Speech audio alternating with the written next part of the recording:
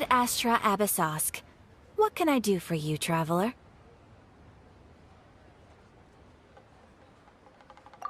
Ah, yes.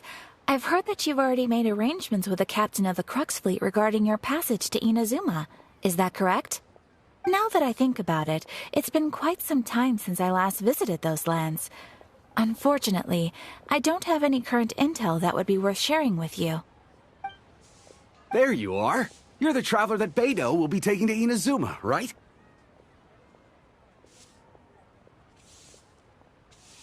Oh, is that right? Well, it's an honor to meet you. The fleet is nearly completed reprovisioning. Once the crews have taken a head count, we can get underway. Captain Beido sent me to come get you. We'll weigh anchor as soon as you're aboard. Seems Beidou is the captain of her word. Of course! There are many things that the captain insists upon. I'm sure you'll see for yourself once you're on board. So you'll be heading off then? I suppose congratulations are in order. Whether the journey before you leads to the heights of the heavens or the depths of the abyss, each step you take is another achievement.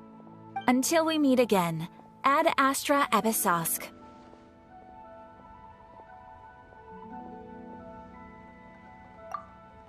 Oh, it's kinda hard to say goodbye now. We practically see each other every day. Well, if that's how you feel, why not come and find me when you arrive? I'll be awaiting you on Narukami Island. So there's another Catherine in Inazuma? See? There's no need to get all sappy now. Well, I guess it's time for you to bid farewell to Liyue Harbor. Now that I've delivered my message, I'll be heading back. The ship is currently anchored off of Guyun Stone Forest. Okay, thanks for coming all this way to let us know. Just following orders. I'll see you two aboard the Alcor.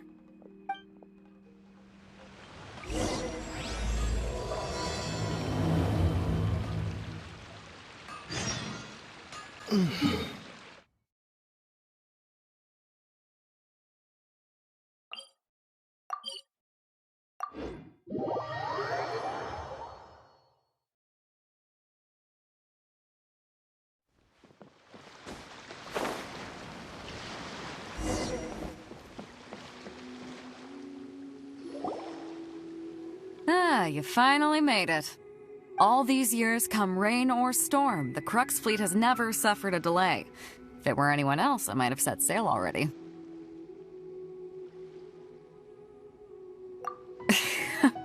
Don't look too serious, I'm only joking. You're just on time. The crew have just finished making final preparations. Well, now that everyone's here, we set sail for the land engulfed by storm and tempest. The nation of eternity. Anchors away!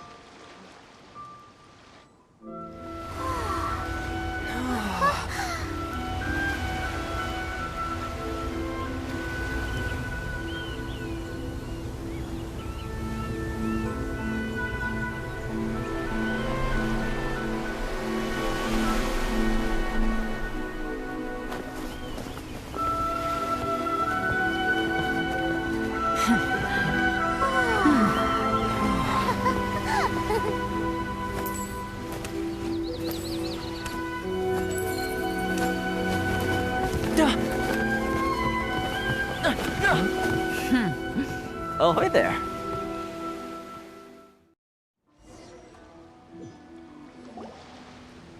So, you finally made it. You sure kept me waiting, Captain. And it appears we have a couple of stowaways.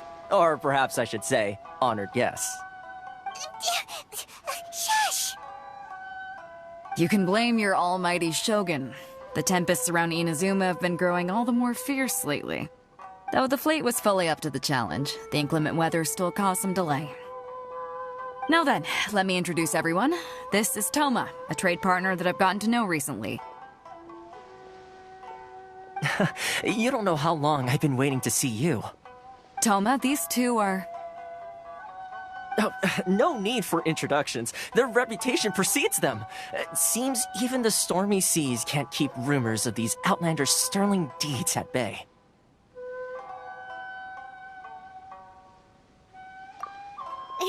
Oh, it's sure nice to hear you say that. With any luck, it'll give you a head start here.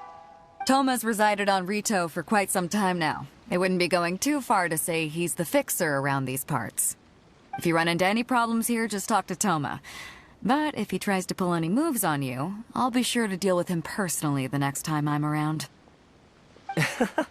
No need to worry. I'm sure we'll get along just fine. Good. Then if it's all settled, I'll be going. I wouldn't want to be caught with my sails down here. I do have a wanted fugitive on board after all. Oh, right. Kazuha. Until next time, traveler.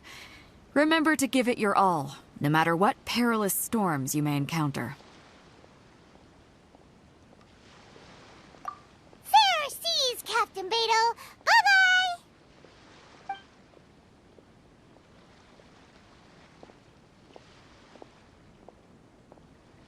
Now then, first things first. We need to go get you registered at the border checkpoint. Paimon thought we were supposed to be keeping things on the down low. Are we just gonna walk into the government's hands? Don't underestimate the reaches of the Sakoku Decree. You wouldn't be able to avoid inspection even if you tried. So we have to play by the rules, even if we're kind of bending them.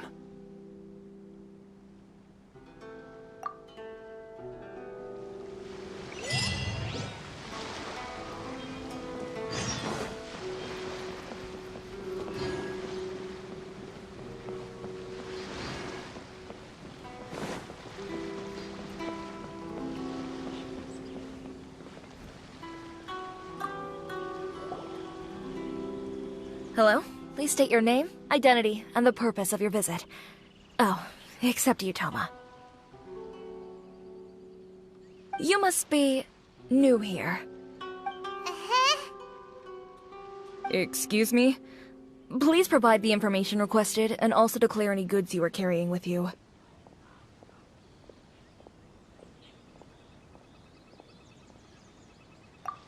Oh, well, I'm sorry. We cannot approve entry for purely personal reasons.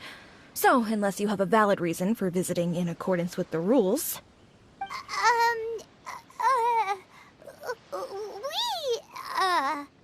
My apologies, but I'll have to ask you to... Here are their entry papers, for your kind perusal.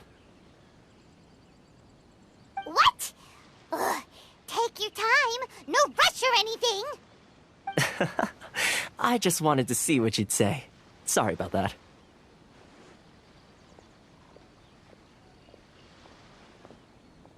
I see. Okay. Your papers are all in order. Welcome to Ritou.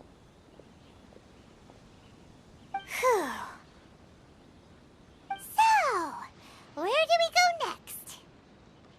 The Outlander Affairs Agency. They only check entry permits here. If you want to remain on Ritou, there's a process you have to go through with them. Sheesh. So it is super strict, just like everyone says. Well, let's not forget that to everyday folk in Inazuma, people from everywhere else are referred to as outsiders. As the word suggests, Outlanders aren't very welcome in Inazuma with the Sakoku Decree in force. Not even on Ritou, where they've established an outsider settlement.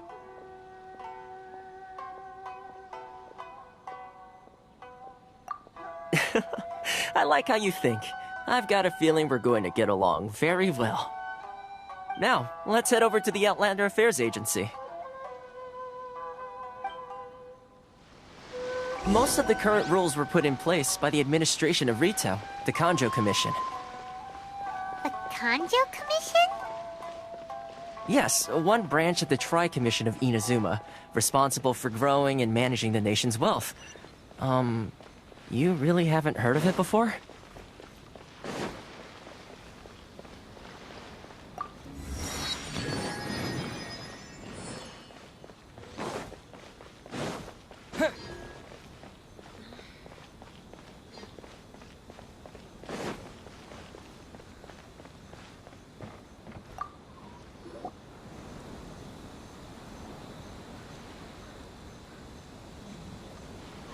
You've completed the entry procedures, yes? And now you want to apply for residency? Both of you? Yes, please. Okay, the processing fee will be 2 million mora. 2 million? For a processing fee? Are you serious? That's right. 1 million per applicant, which makes 2 million total. Don't worry, you can trust my math. Paimon wasn't so much questioning your math as... Ma'am, these two here are good friends of mine. I think you'll find I'm one face you recognize. Ah, Mr. Thoma, it's you. By way of courtesy, allow me to reduce it to 400,000 mora total.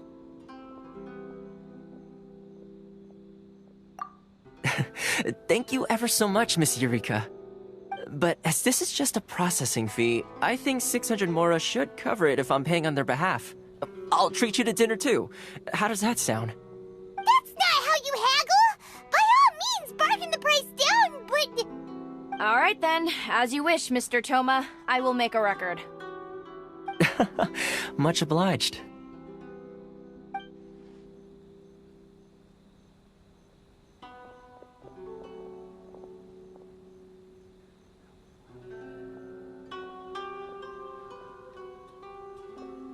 What? She went from 2 million down to 600? There's something seriously wrong with people's sense of finance around here.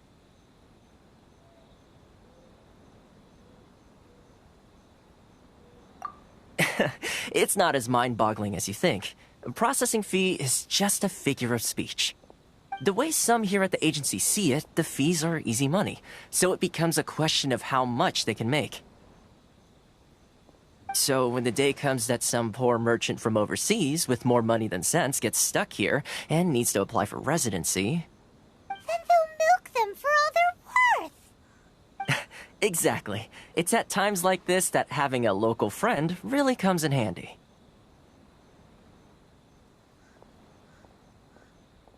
Yes, but when you're an Outlander in Inazuma, far from home in this closed nation era, there's very little that can be done about it.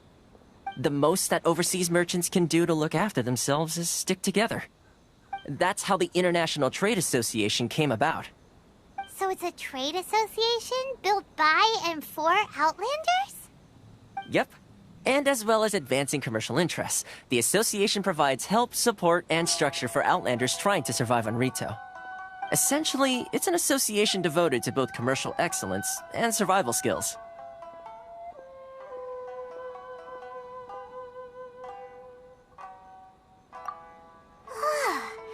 Sounds like just staying alive is an achievement when you're an Outlander in Inazuma. I see. So this is the real purpose of your trip. Yes, given that you are Outlanders, it's certainly a lofty aspiration. After all, the Raiden Shogun is the most exalted and revered one in all of Inazuma. She is a deity who reigns on high, while all other life gazes up in awe.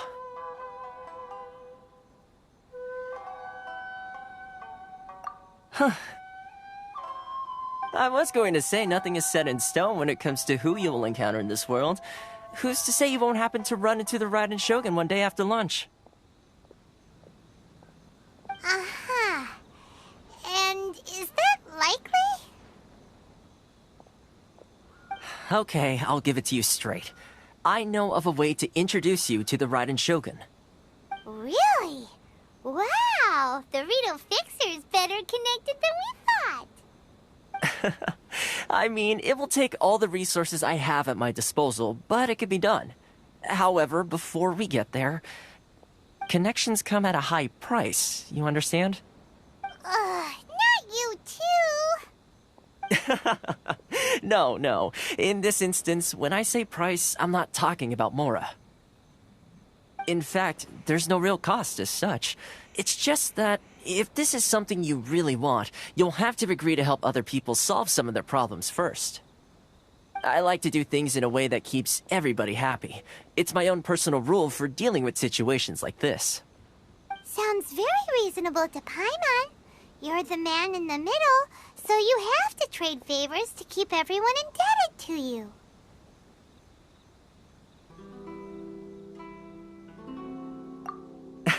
Why do I get the feeling you're making me out to be some sort of crook? Never mind. Here's the situation. As I touched upon earlier, the members of the International Trade Association are constantly struggling to survive. Recently, things seem to have gotten more difficult than ever for them, so just go and check things out. See if there's any way you can help.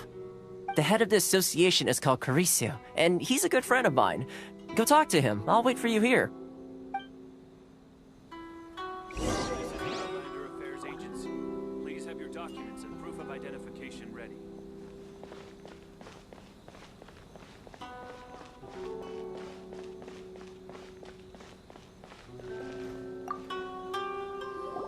Huh? Hello there.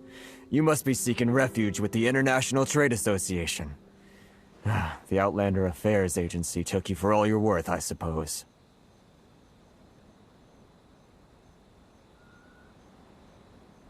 Ah, good. That's a relief. You need to be careful, or you'll find yourself losing your savings all at once. We heard the association has been having some difficulties lately. Is that true? Yes. Left, right, and center. Obstacles at every turn. But that's nothing new for us. The Sakoku Decree certainly makes things difficult for anyone who wants to come here from overseas. But it's not the root cause of our woes. The Sakoku Decree might restrict our scope of activity, but in and of itself, it doesn't stop us from being able to enjoy a comfortable existence. No. What's really squeezing us Outlander merchants dry is those Mora grubbers from the Kanjau Commission. Oh, of the 3 commissions, that's the one that oversees everything on Ritou, isn't it? That's right. They impose astronomical tax rate, unbelievable regulations, and that's not the worst of it. They just issued a new tax decree recently that, for some reason, completely changes the way we pay our taxes. It used to be Mora, but now it's something called Crystal Marrow. Crystal Marrow? What's that? Something that most of us in the association had never heard of before either, until the new decree came along. Eventually, one of the older Liyue merchants recalled that he once shipped a batch of it to Snezhnaya in his youth. So, in order to pay our taxes, we began an arduous search for this Crystal Marrow. But then we found we'd only managed to create a bigger problem for ourselves. The rising demand for Crystal Marrow drove the price higher and higher. Now there's only one vendor who even has it in stock. We can't get a hold of it anywhere else. Isn't that what they call a monopoly? Exactly. So this vendor keeps pushing the price up, and we have no choice but to buy from them because the tax decree forces us to. It's a vicious cycle. The consequence of which is that our taxes will soon exceed our profits. And once that happens...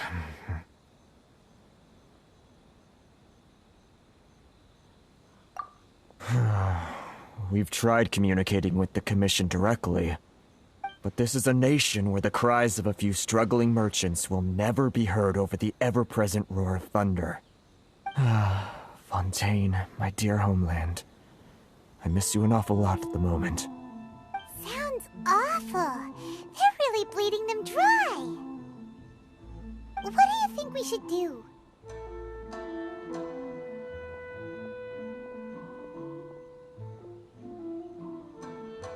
But Karisu's the head of the association, and even he hasn't had any luck. Not to mention, we're Outlanders too! Right. And besides, I think this may well be the fate they've ordained for us. Okay. Well, we could try tackling the problem by going to the other party involved. That vendor... I've actually done business with him in the past, but after a point he stopped contacting us. I have no idea where he sources this stuff. Well, it definitely sounds like he's being unfair. How do we find him? We could go talk to him and see if he lets anything slip. Hey, that's a pretty good idea. Since you're not affiliated with the association and you're new to Ritou, he may just let his guard down.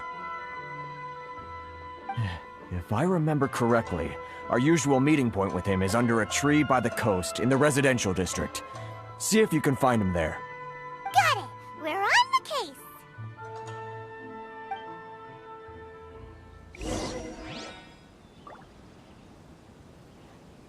Enjoy the blessing of Lesser Lord Kusanali. And I shall bless you now.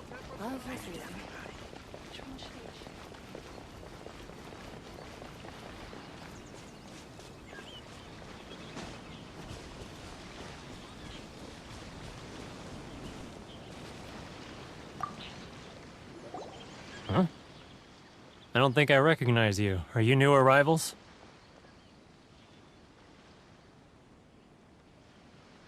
So, what do you need with me? The sheer nerve. You don't go around asking questions like that. If I gave you my sources, I might as well hand you the whole darn business. Trade secret. Got it? You know what trade and secret mean, right? This guy's got a bad attitude. Ha! Are you even buying? Oh, I see what's going on here. Karisu and his associates sent you here to try and plead their case, didn't they? They're wasting their time. The price is non-negotiable, not by a single Mora. Hey, what's your problem? Get out of here, go on. Tell them they're lucky to be buying from me in the first place, and they ought to be more grateful. If it weren't for me, they'd be in seriously hot water. What are we gonna do? There's no talking to this guy. Good idea. Let's check back in with him.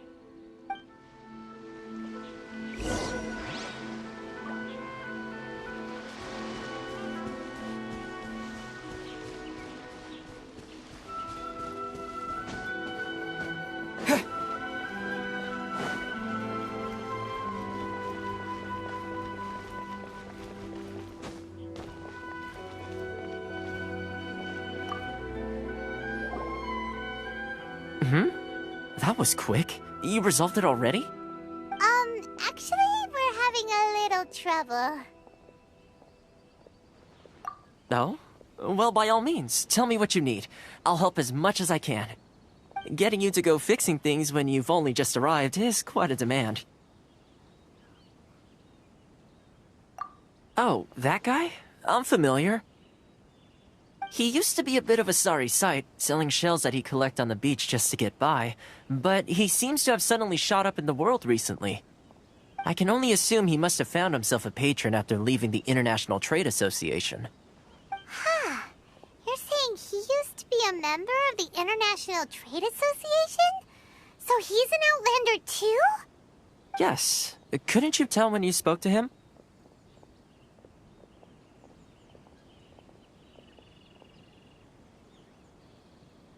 That's right. Werner was born in Mondstadt, then went into the shipping business, trading between Leah and Inazuma. When Inazuma closed to the outside world, he was one of a group of Outlanders that ended up stranded on Ritou. Huh. What a bummer. The International Trade Association was initially very generous to him, but over time, with decree after decree, the association members found it increasingly difficult to make ends meet. So he left the association and turned his back on them. I'm sure it's more nuanced than that. I believe even the most ungrateful and cold-hearted of people still have some amount of gratitude and warmth left in them somewhere. Really? Is that all you need to know? Well then, it sounds like you may have found a way in with him.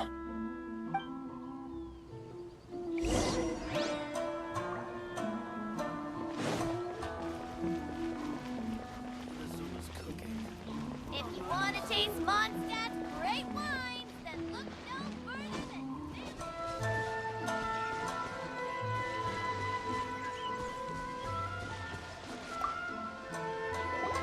What are you doing back here? Just because I got plenty of time on my hands doesn't mean I want to waste any of it talking to you.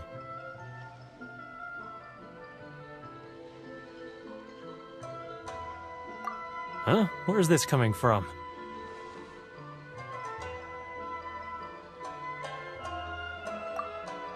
Mondstadt? You were talking about Mondstadt.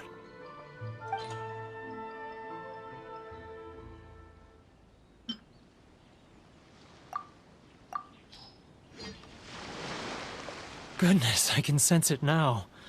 So familiar, but I can't remember the last time I was there. The scent of Mondstadt. Oh, how it takes me back.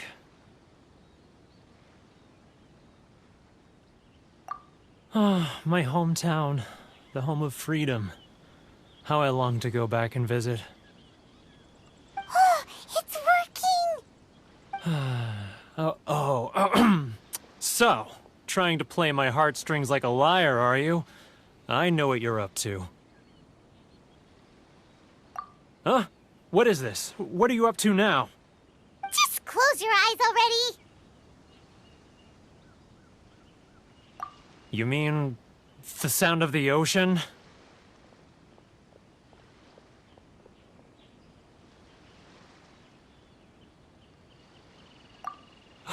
Leah Harbor.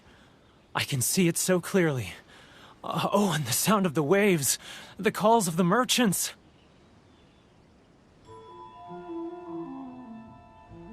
Xiao lanterns. I'm right there at the lantern right. Oh, look at them floating up into the sky. This guy has a really active imagination. Either that or he really does miss Liyue Harbor. Liyue.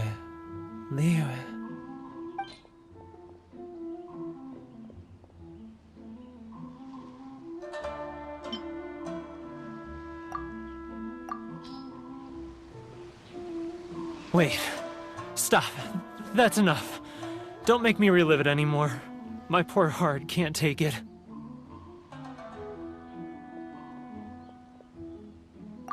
You mean the folks from the International Trade Association? And I suppose they are far from home, just like me. Often, I'll sneak down to the shore at night and listen to the sound of the waves. I like to imagine it's the voice of my hometown, carried across the ocean.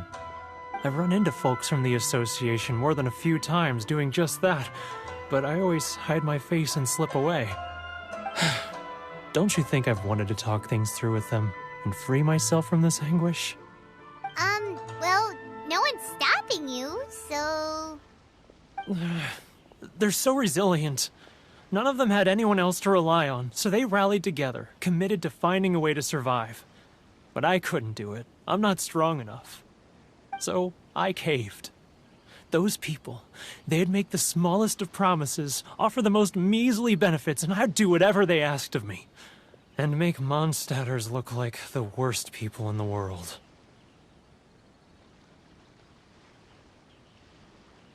Alright, I'll tell you the whole story. It's eating me up inside, and I can't take it anymore. You ready to talk now?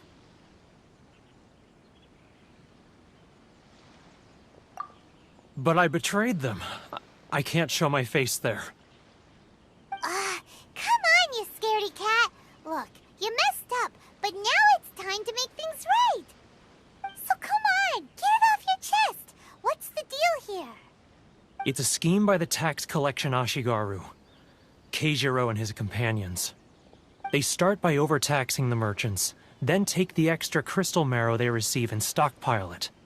Once the merchants run out of places to buy crystal marrow, they get me to sell that extra stock back to the merchants at an extortionate price, with the proceeds going to the tax collection Ashigaru.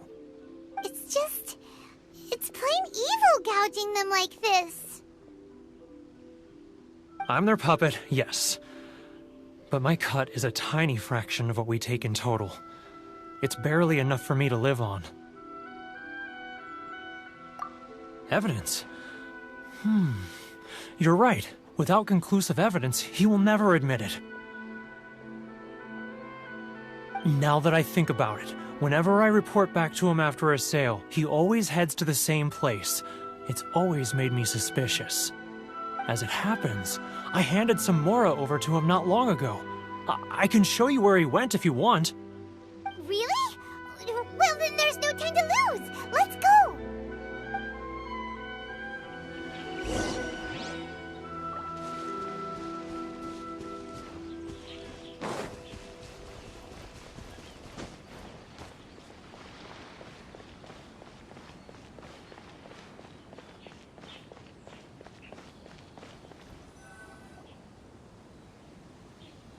Keijiro! It's him! After him!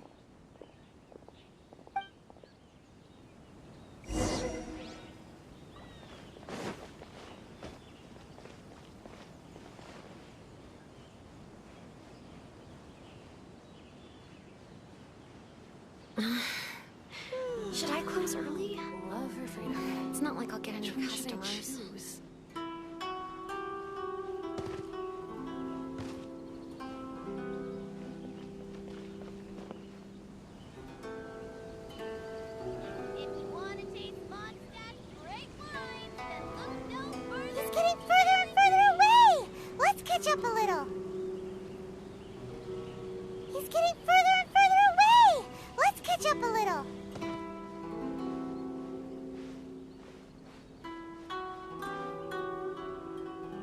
Now, who else is behind on payments? Let me think. Yes, the Trade Association clique still needs to be brought into line.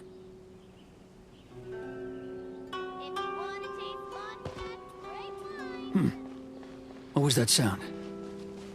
Shh! Quiet! Don't let him find us! Must be. Too close! That's too close! He'll notice us for sure!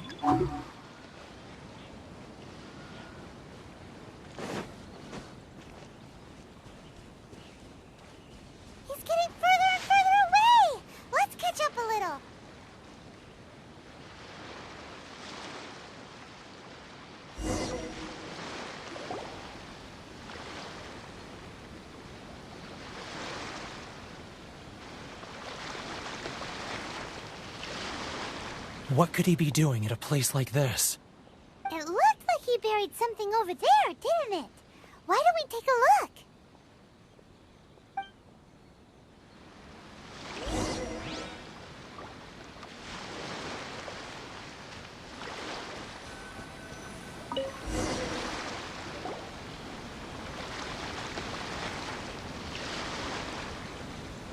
Whoa, it's a ledger. Boring! Paimon thought he'd hidden a big pile of Mora here.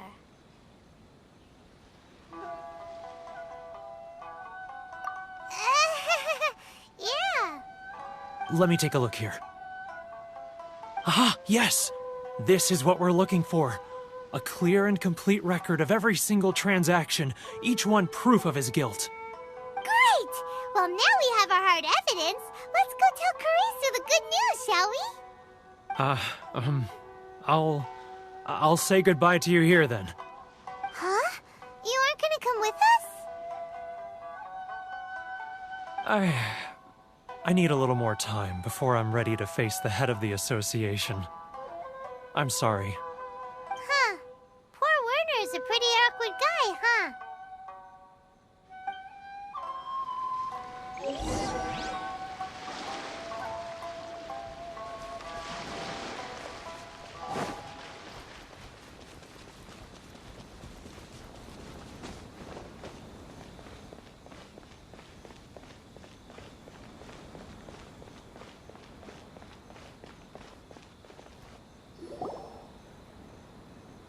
But we really don't have anything left. If this keeps up, our sales will come in at a loss. There'll be nothing left for us to do but starve. You know the decree. The rules are the rules. No discounts, no exceptions, and no excuses.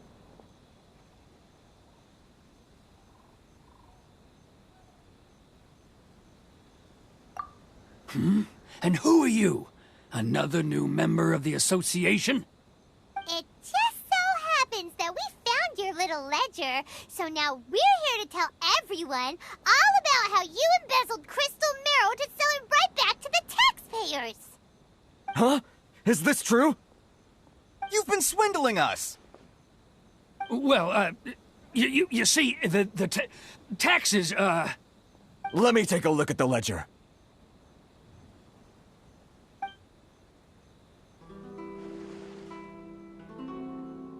Well, would you look at that?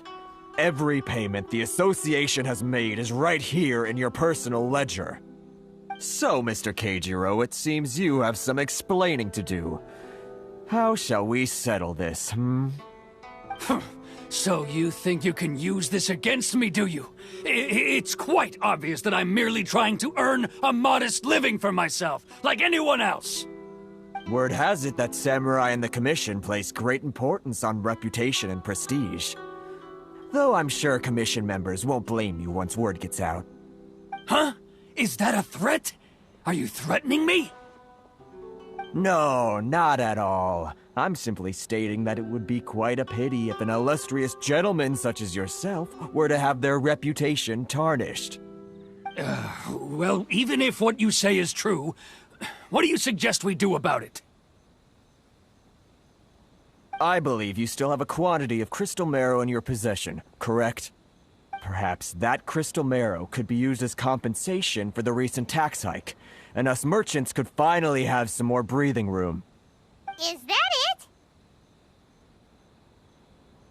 Oh, do you have any idea the hoops I had to jump through to get the crystal marrow and keep it hidden? Fine. In that case, I'll send it over to you today. And not even an ounce of shame for his actions. So that's it? My shop's been closed for weeks now. I've even had to ask my friends to help bail me out. What about my losses? Come on, Harrison. We've already struck a good deal here. I'm sick of being pushed around like this. I won't let him off so easily. Harrison! Hey, what's all this racket? Does someone dare question the decree? Ah, Chief, you've arrived. What was all the commotion I heard just now? Oh, we were just discussing a minor tax issue. I do my utmost to lend them a helping hand, but they're never grateful. A helping hand? The only thing you're doing is stuffing your greedy pockets with our hard-earned wealth. I assure you that Hirage Shinsuke will hear of this. Oh, and you dare to utter the Commissioner's name. You Outlanders have no respect for the rules. Seize the merchants. We will resolve this dispute back at headquarters. Uh-oh. This is going in a bad direction. Gentlemen, come now. Is there any need for this? If there's a dispute to resolve, let's get a drink and talk it over. Who are you supposed to be? And why in my right mind would I join you for a drink? Ha! You never heard of the Fixer?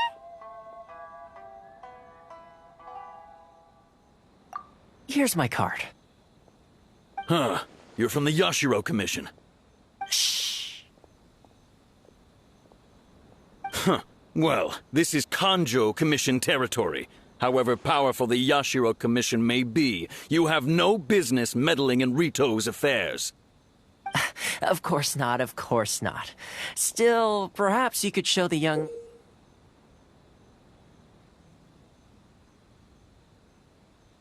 lady of our clan some courtesy. You wouldn't want your name showing up in a petition to the Shogun, would you? That fan, the Shirasagi Himegimi. I don't need any trouble with her. Okay, let's forget all this. It'll give us one less thing to worry about. But, Chief! Enough! We're leaving. Let's get dinner one day soon, gentlemen. My treat, I insist. No response, huh? I suppose that bridge is well and truly burned then.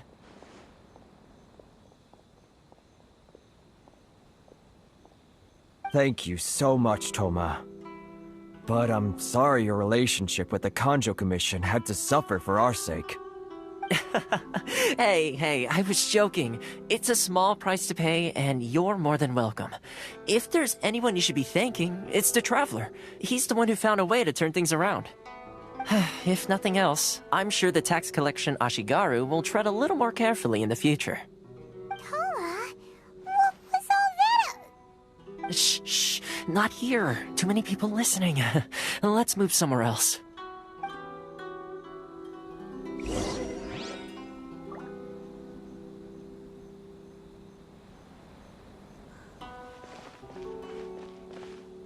Ores and jewelry from Liyue. You can't find a better deal anywhere else. Enjoy the blessing of Lesser Lord Kusanali.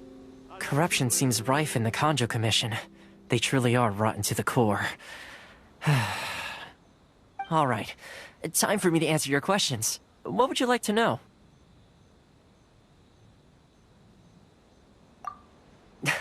Straight to the point. Let me reintroduce myself. I belong to the Kamisato clan of the Yashiro Commission on Narukami Island. I'm an attendant of the Shirasagi Himegimi. You've been keeping your true identity a secret from us this whole time? So, the Yashiro Commission. Guessing that's another branch of the Tri-Commission? Correct. The Kamisato clan is the head of the Yashiro Commission, who manage ceremonial and cultural affairs. I'd go into more detail on what exactly that covers, but I'm not even sure myself. I'm just someone who was fortunate enough to be taken in by the Kamisato clan. My role is to take care of the daughter of the clan, Kamisato Ayaka, also known as the Shirasagi Himegimi. Seems like she must be super famous in Inazuma, given the reaction of those guys just now. Oh, most definitely. She's graceful, dignified, and kind-hearted, too. The people of Inazuma quite adore Miss Kamisato. Her fame even somewhat eclipses that of her older brother, Kamisato Ayato, despite the fact that he's the current head of the clan. I suppose those who treat others with compassion earn themselves the same treatment in return. Miss Kamisato's situation certainly seems to attest to that. Take me, for example. I'm just an attendant, and yet she treats me as an equal, as she would a friend.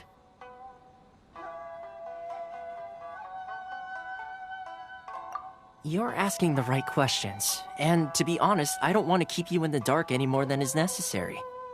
Firstly, you should know that being a fixer is not something you can fake. I spent the better part of a month tirelessly building up a network of relationships on the island, and I got to know Captain Beido during that time too.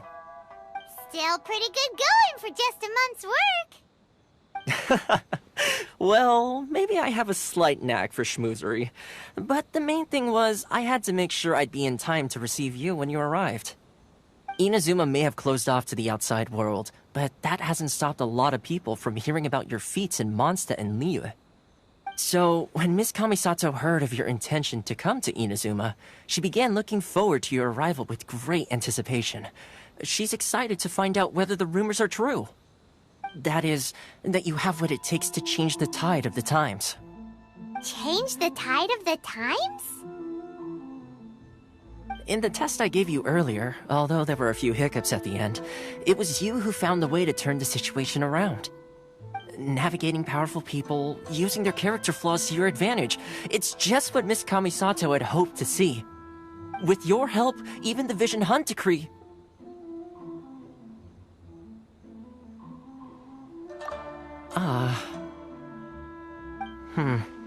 That's an unexpected development.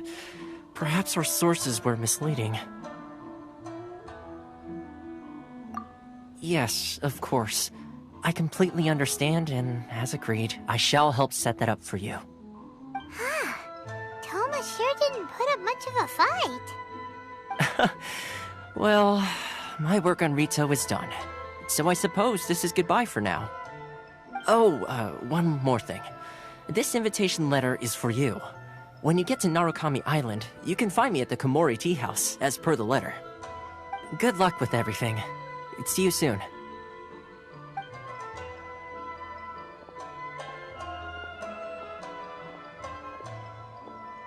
Thoma's not such a bad guy, huh? We should get going. Huh? What's up? Oh, right! Paimon forgot all about that! Wait, so did Thoma forget that too? Oh, darn it! No wonder he was so matter-of-fact about the whole thing! As soon as we get off Ritou, Paimon's going straight to Komura Tea House to settle the score! Well, guess we should give it a try. Let's head to the border and see how far we get.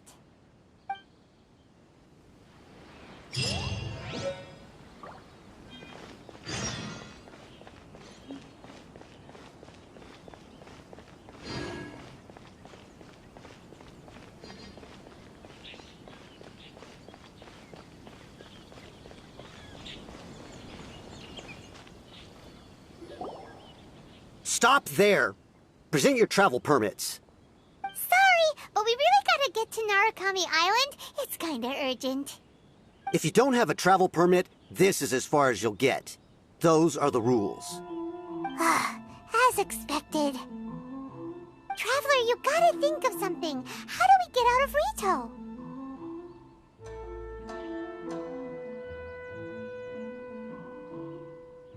Are you saying we should go and meet with the Kanjau Commissioner?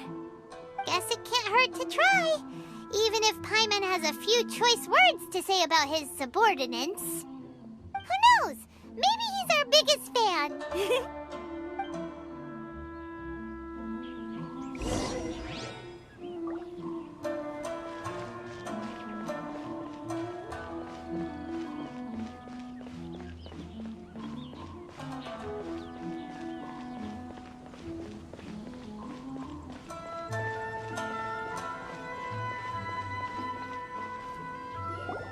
Halt! This is the Kanjau Commissioner's office. No trespassers. We're here to see, the Kanjau Commissioner? The Kanjau Commissioner seldom entertains Outlanders. Leave now or we'll be forced to... Wait. Oh, Commissioner! These two are honored guests from afar. No need to give them the usual spiel. Come on in. Let's see what we can do for you. Did you get all that, mister? My sincere apologies.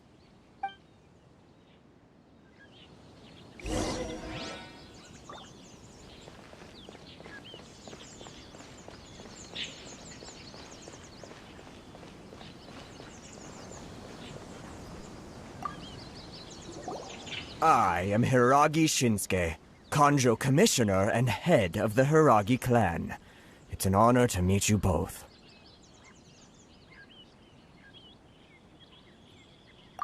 Nice to meet you, sir. So, the reason we wanted to come and see you was because... All right, all in good time. Two travelers renowned far and wide have shown up to see me, and I should very much like to make their acquaintance. Let's not limit this to business only.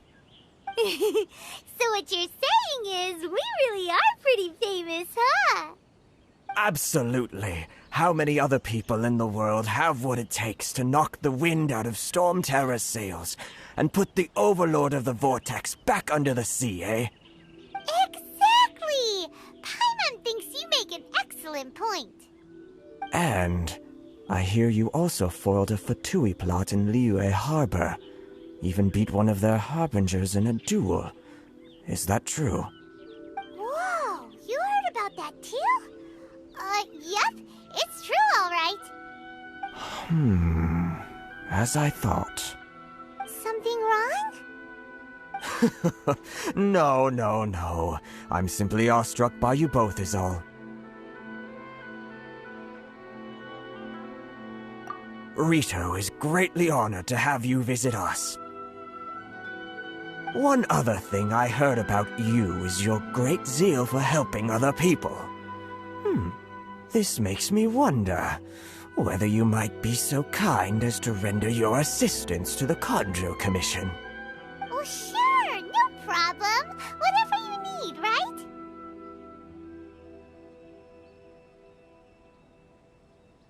Excellent. Well then.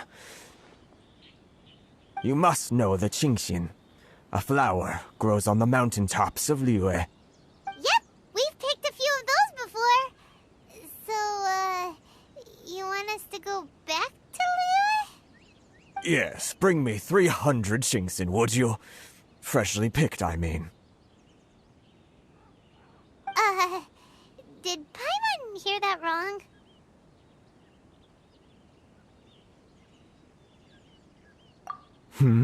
Too much trouble, is it? I see. Then how about this? We have a few items that need delivering. Perhaps you can help with that? That sounds much more like it. 709 letters, to be precise. Hey, what gives? How come you don't have people to do that already? Terribly sorry. We're just a little short on people lately. What sort of an explanation is that?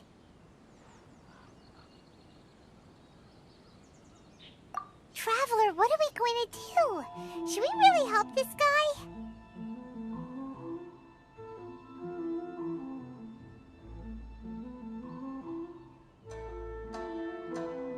That's the spirit. Don't keep me waiting too long now.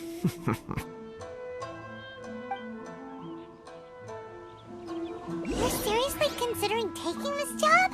The terms are ridiculous!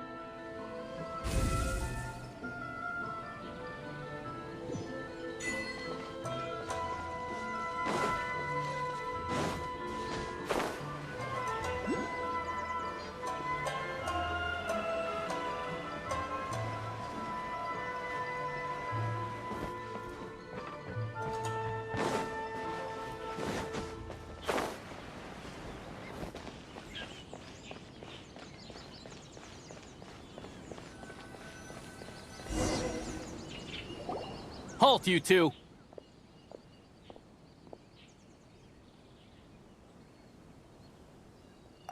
Huh? What did we do? Miss Hiragi has a letter for you. She insists that you read it immediately. A letter? Quick! Let Paimon see! So this means she wants you to secretly meet her at night? But you didn't seem surprised at all by this. What's going on?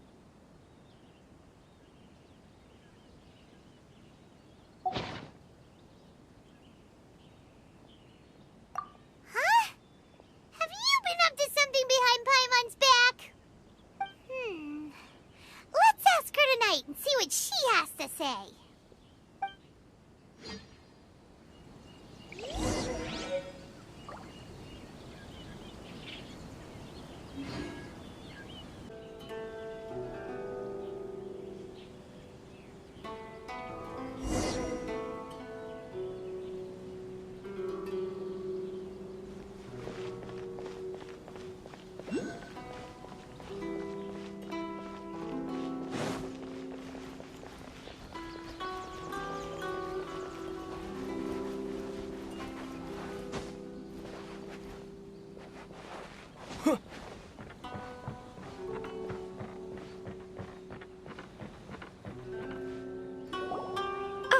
You finally arrived.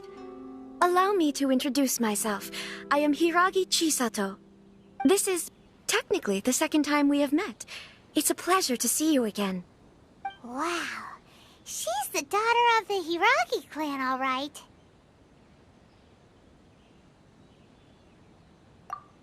No, No need to be so formal. I've long marveled at your accomplishments, and at last we have the chance to meet. Is it Paimon, or does something seem a bit off here? The reason why I wanted to secretly meet you here is, well, I feared that I might never have another opportunity to discuss this with you. Discuss what? Ahem. I should like to ask for your help with delivering a letter.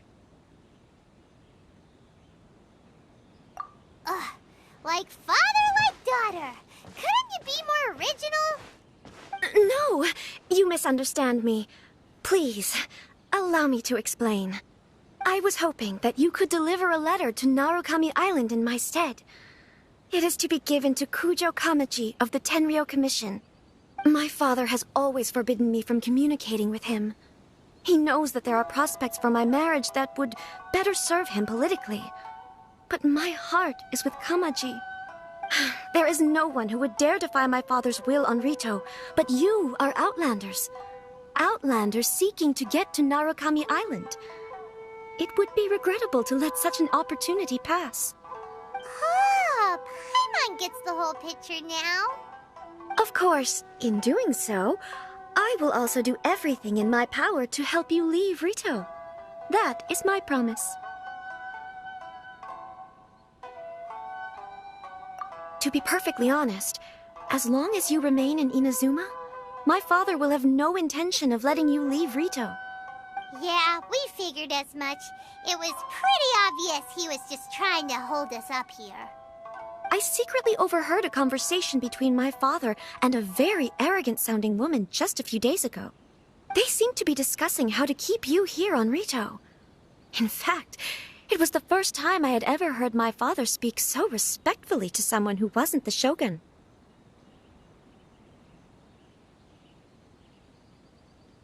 We don't have much time.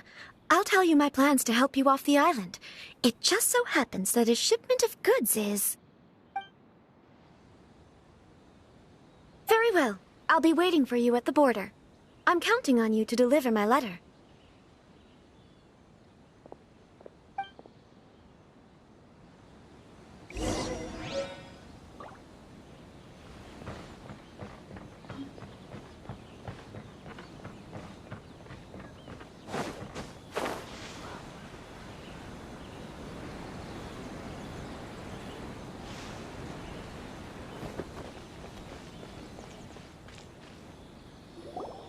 Hold on, please. These goods are being sent to Watatsumi Island? My lady, this is an unexpected honor. You are correct. These goods have been repeatedly requested by the Kanjau Commissioner. We must be certain that they reach Watatsumi Island intact. Is there something wrong, Lady Hiragi? No, as you were.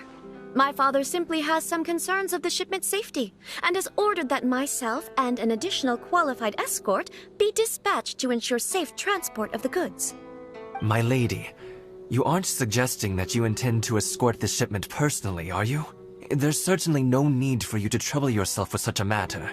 And as for this qualified escort...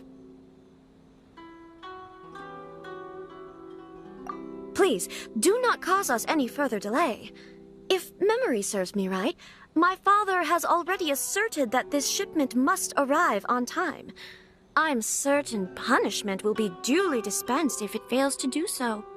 Yes, of course, my lady. It's just that, well, we don't know who this...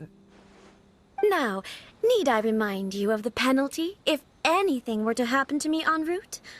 I'm sure you are all quite familiar with my father's temperament. Do you really presume that you can fully guarantee my safety on your own? Boy, Chisato can talk the talk. They don't stand a chance. Yes, my lady. Very well then. It's an honor to have you accompanying us. Your safety is our highest priority. Shinojo, you can't really be agreeing to this. Well, the request is from Lady Hiragi herself. It is our duty to serve her in the utmost capacity. Yes, but that's not the problem here. Well then, if we're through here, I suggest we set off at once. Dawdling will only allow potential thieves more time to prepare, no? Yes, my lady. You heard her. There's no time to lose.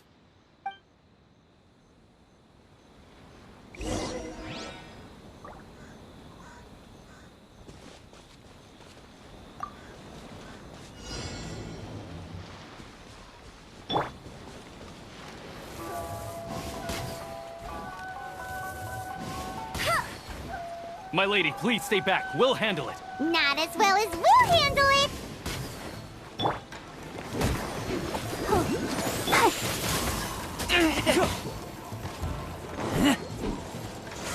Keep back!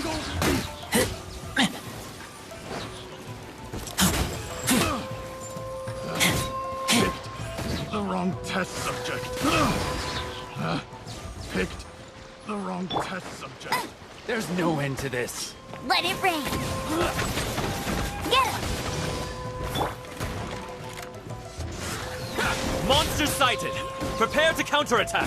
Protect Lady Hiraki at all costs! We'll take care of this! Stay with Chisato!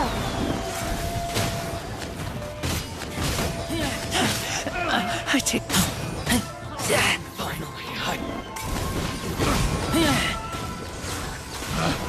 Picked the wrong test subject.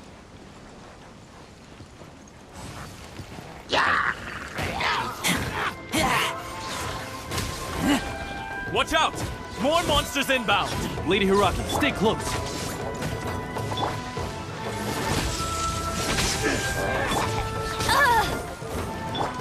Let the show begin.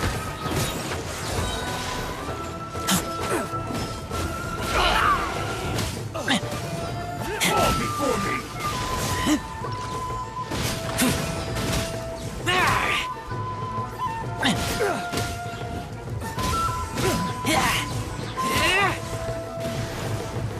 Ready! The hunted. Cut down. Like this.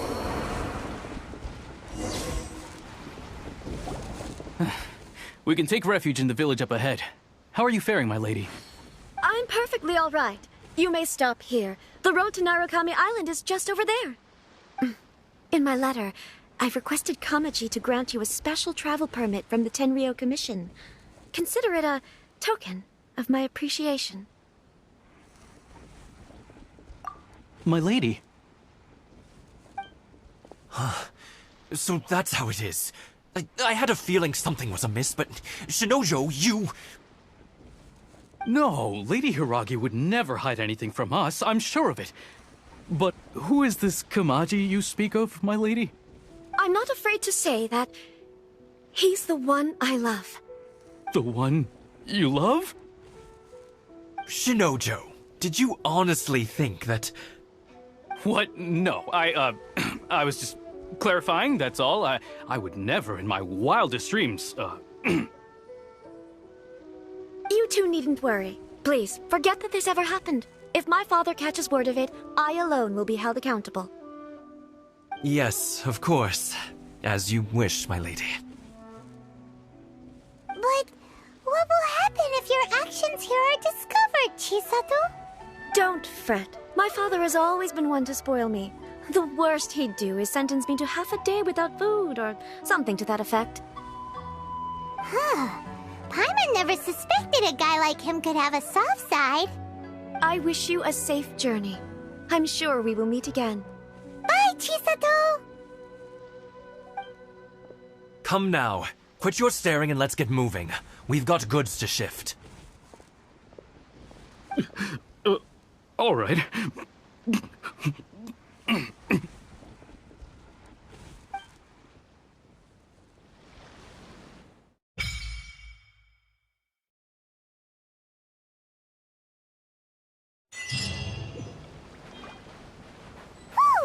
We're finally on our own way again. I suppose it's time we find Thoma. Now, where did he say he would meet us again? Oh, right! Komori Tea House!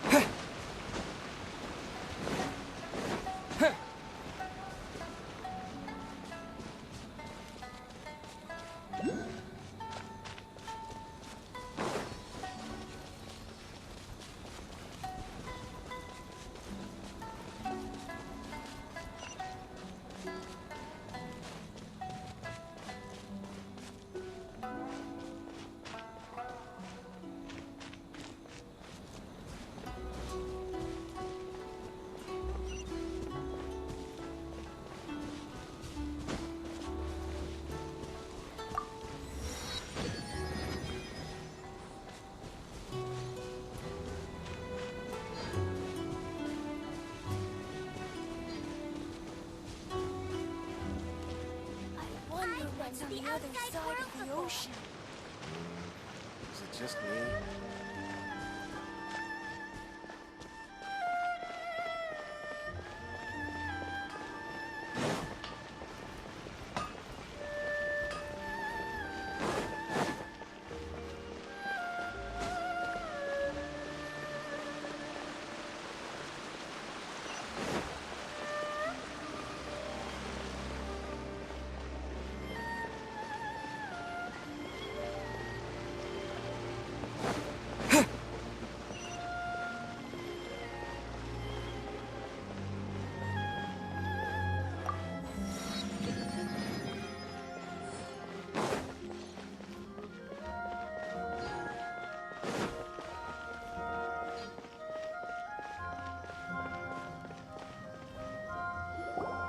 According to the letter, this should be the place.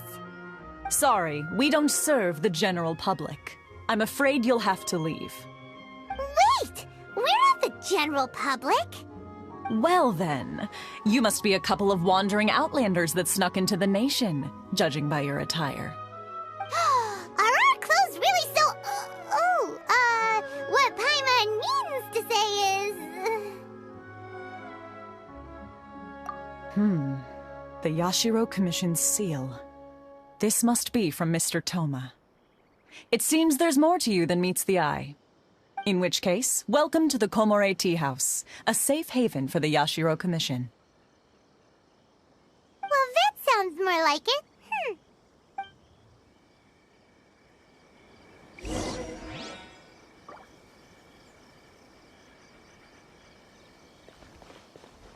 What a pleasant surprise. I wouldn't mind staying.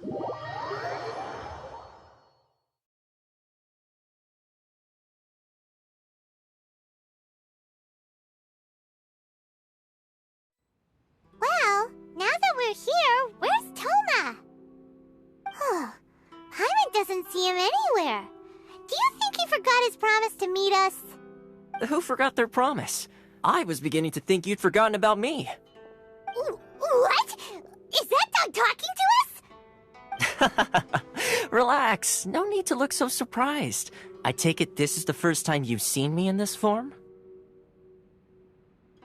Huh.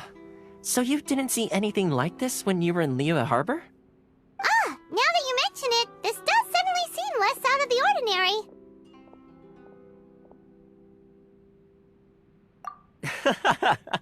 All right. I've had my fun. Hey! You're this close to getting an ugly nickname, mister!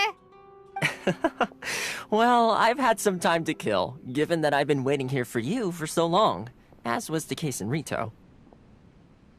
So I came up with this little fun greeting for when you arrived. But in all seriousness, I would like to apologize about that little test you went through earlier, though it was quite necessary. It helped us determine whether or not to bring you before Miss Kamisato, and whether you had the courage to face the lightning alongside us. Don't think that Paimon's gonna forgive you just because you're getting all serious now. Sorry, did I overdo it? My apologies.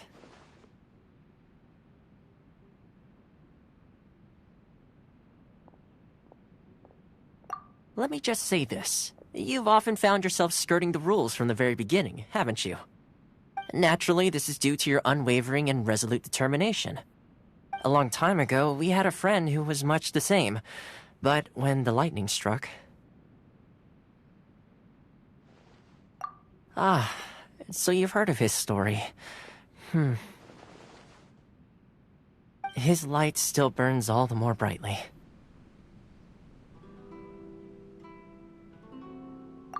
Yes, of course. I will bring you to the Kamisato residence where the Yashiro Commission is located. But before that, there is one other place I was hoping you both would accompany me to. Oh? Where? I would like you to come with me to the statue of the omnipresent god. It's still under construction now, but you can already see it from practically anywhere on Narukami Island.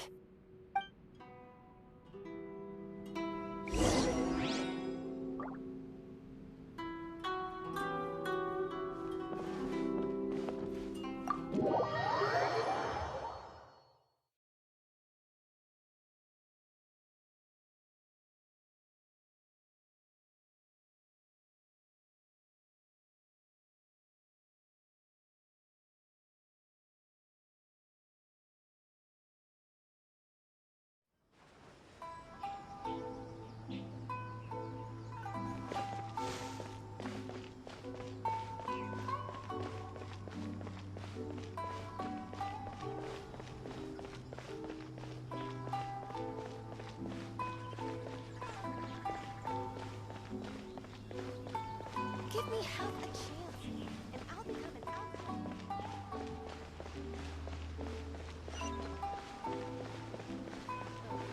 My store is offering the latest in fashion.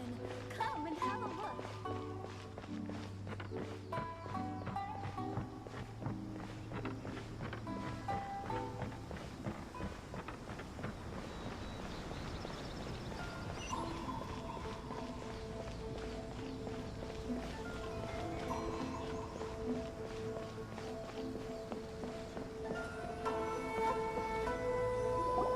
This area sure feels gloomy. People probably don't come here often, do they? Huh? Are Paimon's eyes playing tricks? Or are there things embedded in the statue? Visions. Visions? You mean all the visions that are collected from the Vision Hunt decree are put into the statue? So you've already heard of the Vision Hunt decree.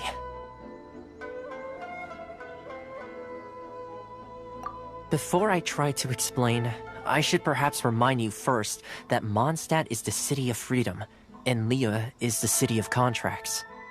As for Inazuma, it's known as the Nation of Eternity. The Raiden Shogun is both the nation's most powerful ruler and its deity. The Eternity in question is her endless and unchanging will to rule over Inazuma. As such, she relies on the Tri-Commission to regulate the nation's affairs and the Sakoku Decree to limit the people's movement. The Shogun wishes to keep Inazuma in stasis, allowing the stream of time to flow from one end to the other without disturbing it for all time. Seems like every god has their own will. Of course, this is my own limited understanding.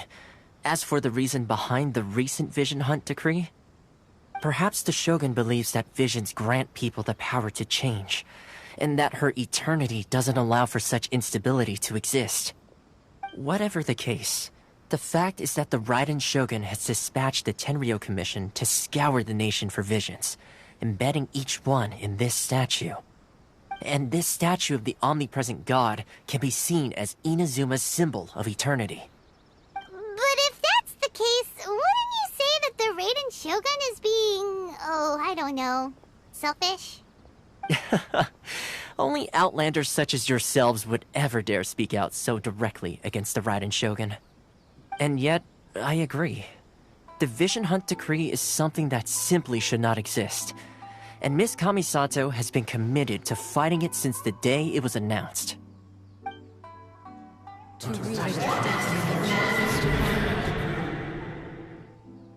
Huh? Hey, are you okay? You look like your mind is elsewhere. Sound? What sound? I didn't hear anything. Did something happen? Yeah, you touched the statue, and then what? Aspirations? That would seem to confirm the saying. Have you heard it before? That when a person's ambition reaches a certain strength, the gods look upon them with favor. That is where visions come from. In other words, a person's vision represents their ambition. So if what you just said is true, then the ambitions of these people are stronger than I imagined. Alright, time for the next stop on our tour of Narukami Island, the Kamisato residence. Finally!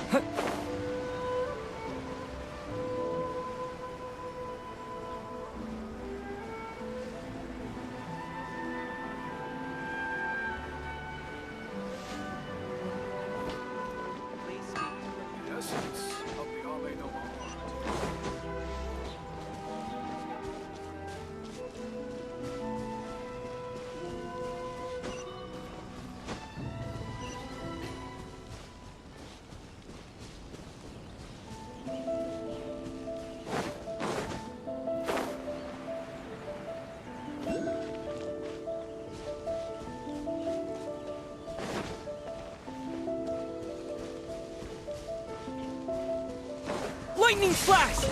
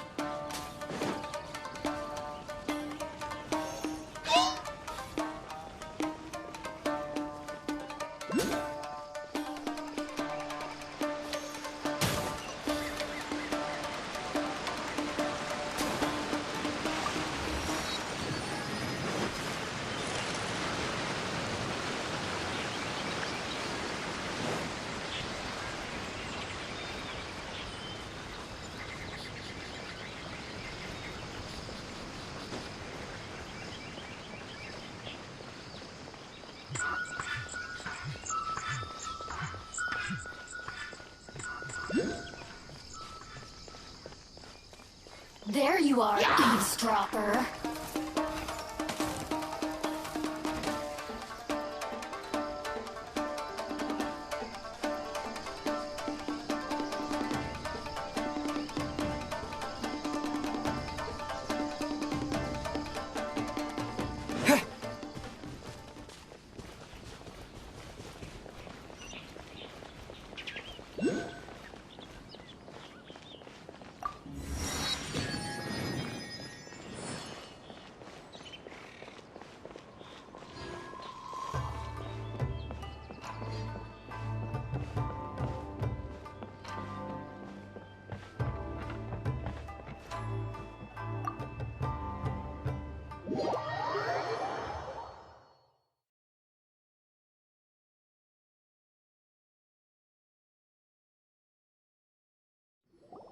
So, this is the kind of place where the big shots of Inazuma live, huh?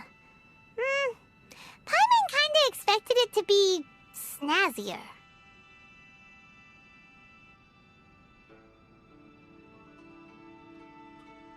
Welcome at last to the Kamisato residence, honored guests. Miss Kamisato is delighted to finally meet you. Is this the Shirasage Himegimi you keep going on about? So, where's she at? Oh, behind the screen? Yes. As the daughter of the Yashiro Commission, this is how Miss Kamisato is accustomed to receiving guests. Consider it a time-honored tradition within the Yashiro Commission. Forgive me if this is an unwelcome surprise.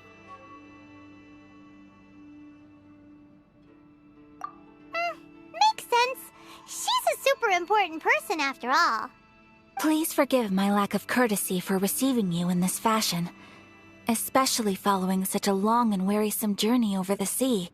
I have awaited your arrival with great anticipation, and Thoma assures me that you do indeed possess the power to change the tide of the times. At present in Inazuma, in the name of the Vision Hunt Decree, the people's aspirations are being senselessly trampled underfoot. Though the Yashiro Commission serves the Shogun, it is the people with whom we share close bonds, given the contact we are required to have with them in the performance of our duties. A commission's power rises and falls with the trust of their people. Thus, we cannot remain indifferent to this situation without also remaining indifferent to our own fate. Traveler, lend us your power, and we can...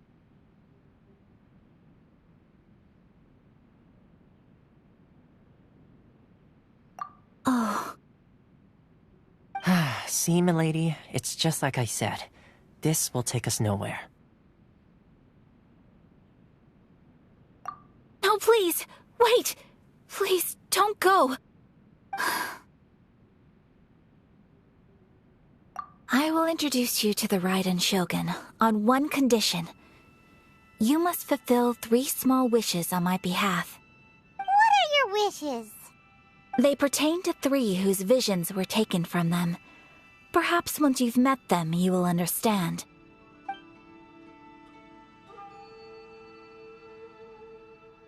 A warrior who guards a village, a former samurai who helped carry out the Vision Hunt Decree, and a swordmaster determined to become the best in the world. Does Paimon got that right? Correct. Please do all you can to help them. I will await your return here.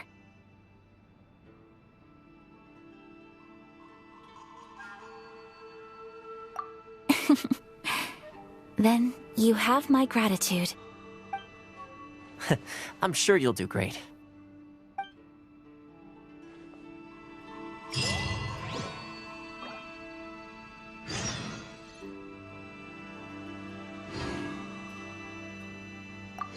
Miss Kamisato's left, it seems. No cutting corners now, okay?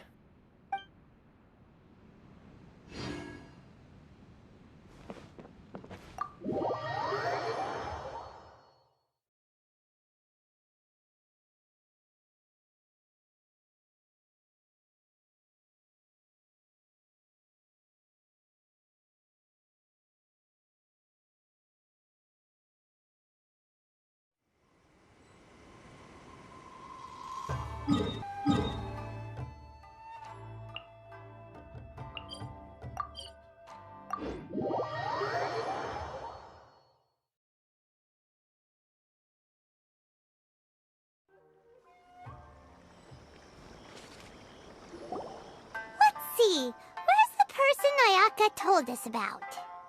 Why are you doing this? Why leave all of a sudden, after all these years? Precisely. It's much too sudden. We've had no time to prepare. The children are desperate for you to take them out to play. Please, we urge you to reconsider. That must be the guy Ayaka told us about. Let's go over and see.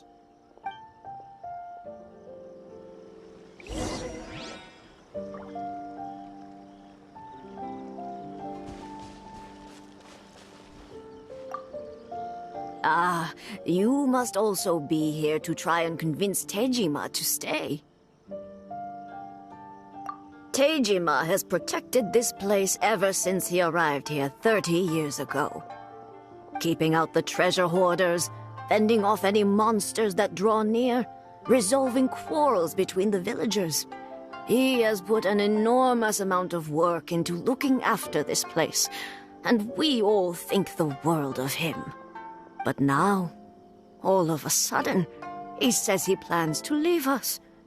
We can't help but wonder, was it something we did? We will gladly apologize if that's the case. All we want is for him to stay.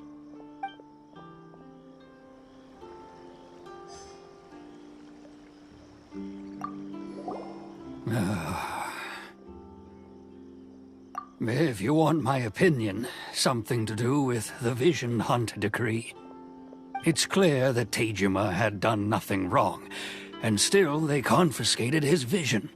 After that, he became a completely different person.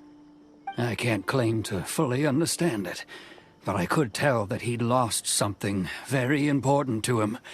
He went off on a walk, alone, circled the village a few times, and then, out of the blue, he announced that he was going to leave and become a wanderer.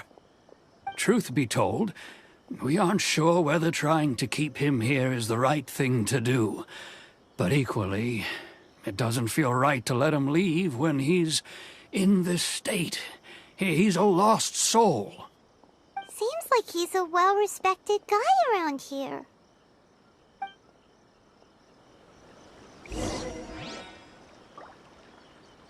One day, I'll be as great as Ryuji. What could be the matter?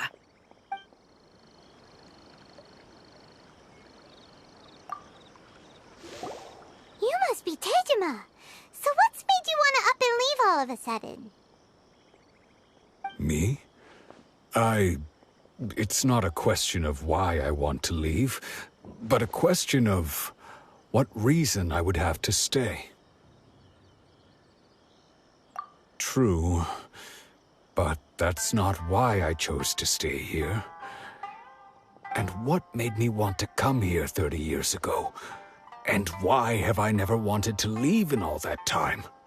I don't have answers to those questions because I can't remember anymore.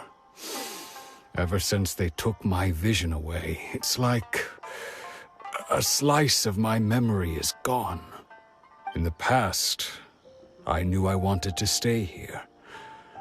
But whatever resolve I had then, it's gone now. So I thought, what's to stop me from moving around instead? The emptiness inside me will be there either way. Okay. Well, in that case, if we help you rediscover the reason you chose to stay, you won't need to leave anymore, right? But if you can't remember anything, it's not gonna be easy. Oh, maybe if you just try a little harder to remember, then it'll all come flooding back? Oh, that reminds me. Last time I brought Tejima some fruit, I do believe I saw him writing in a diary.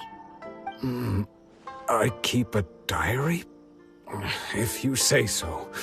I honestly can't seem to remember. Oh, yes, you do.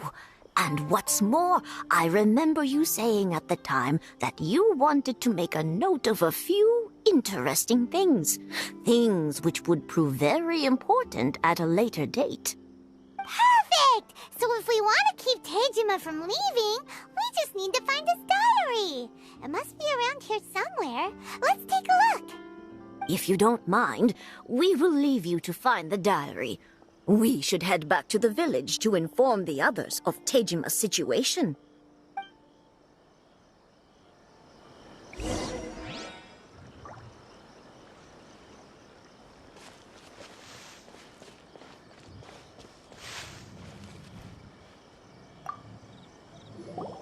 This looks like Tejima's diary, all right. Let's see what we have here. Today, the villagers and I got together to cook dry braised salted fish. I messed up and burned mine a little, so I had to pretend that it was black snakehead instead. Today, I helped rescue a kid who had fallen in the water. After I pulled him out, he told me that his best friend Bamboo was still in the water. I searched the water the whole afternoon before finding out that Bamboo was the name of his pet crab. I went kite flying today. The string broke, so I chased after it as fast as I could. I soon realized I was never going to get it back, so I just found somewhere to sit and watch as it flew away into the distance. Seems like your average diary of daily village life. Huh? Wait! There's more! I went to pray at the shrine again today, and stayed there a while. The omamori you gave me has faded a little, but it is still my most treasured possession. Now that's the kind of info we're looking for! Time to pay a visit to the shrine!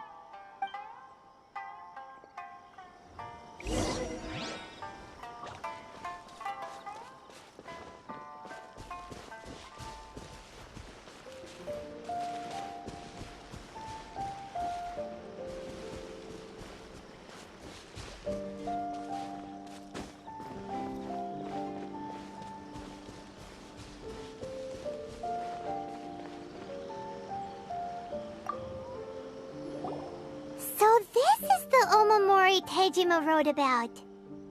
Interesting. Looking at the color and the design, Paimon would have thought it belonged to a child. But anyway, if he had this with him all the time, there's a chance some of his elemental energy remained on it. Do you think that it might come in handy?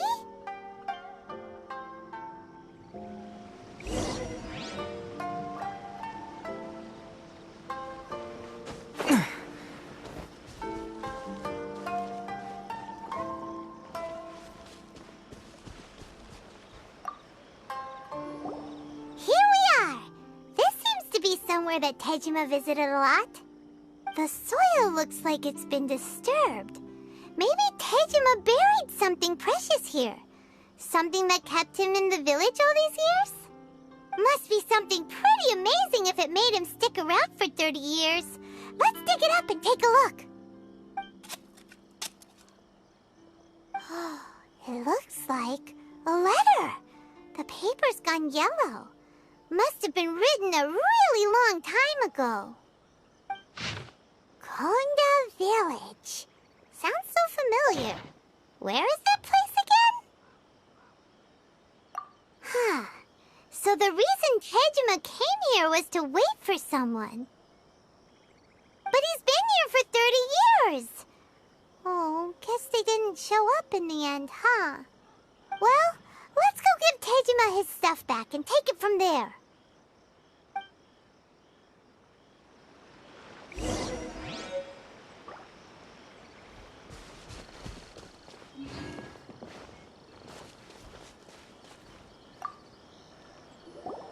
Well, I'll be. That's certainly my handwriting. And I guess the omamori and letter belong to me too.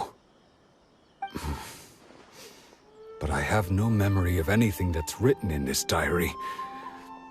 Still, it's clear that I was waiting for someone here, and that I chose to wait for 30 years. Over the years, I must have made a note of anything interesting. Anything that I could share with her when we were finally reunited. And just look at all the things that did happen over the years. The time has flown by so quickly. 30 years feels like the blink of an eye. How could I have forgotten something so important to me?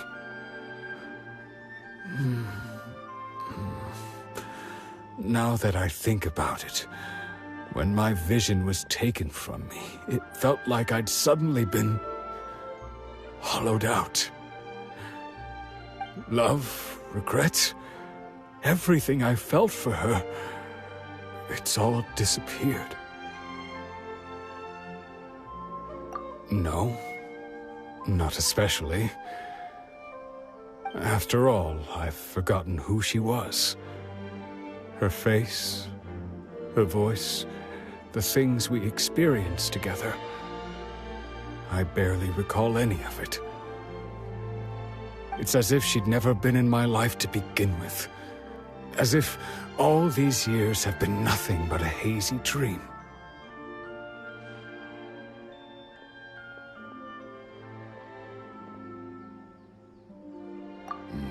I think maybe not. If this is something I waited most of my life for, I suppose I should carry on waiting. Although, What if she were to turn up eventually, only to find I didn't remember so much as her name? Wouldn't that be upsetting for her? When I think about it like that, I do feel a slight tinge of sadness in my heart. How curious. Why am I thinking like this when I don't even remember who she is? It's just like that feeling of emptiness, the feeling that something is missing. Thank you both for helping me reconnect with my reason for staying here. I shall remain here and keep waiting for her. Tejima seems to be dealing okay, but still, it makes Paimon really sad.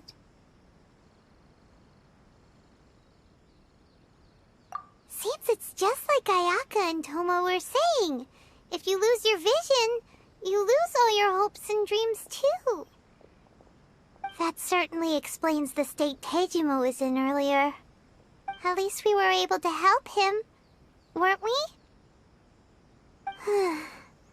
Well, let's go find the next person.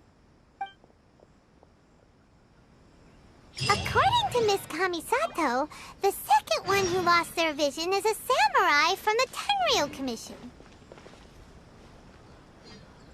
One day, I'll be as great as Ryuji.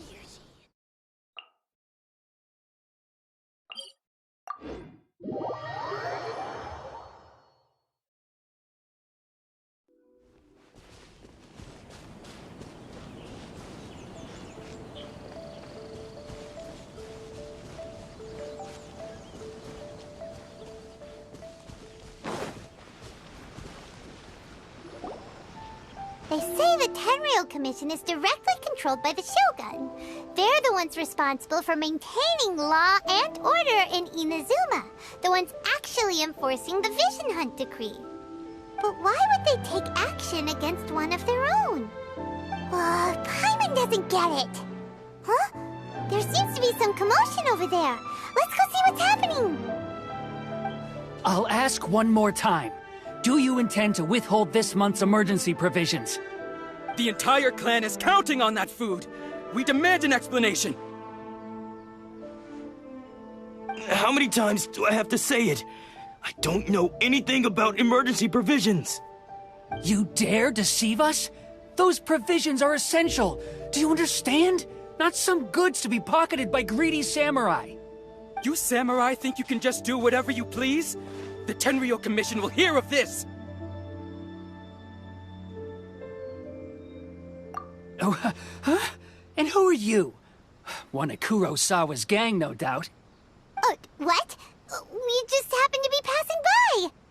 We heard the commotion and came to see what the matter was. I see. You seem to have come just at the right time. Perhaps you can help us settle this matter. This is Kurosawa. He's a samurai and a member of the Shogun's army. They issue emergency provisions to the area, and he's the one responsible for distribution. In the past, we'd simply ask him for provisions and everything would be delivered. Now, he suddenly refuses to give us anything. He's keeping the provisions for himself, I just know it. We'll starve without them. No one seems to care about us. We used to think Kurosawa was a kind man, but he's shown his true colors. He's the same as all the other samurai. It's no wonder all the visions have been confiscated. The Raiden Shogun doesn't need people like him helping her rule the nation. This must be one of the people Ayaka asked us to help. But why would she ever want us to help someone like him? Maybe we should talk to Kurosawa and see what he has to say.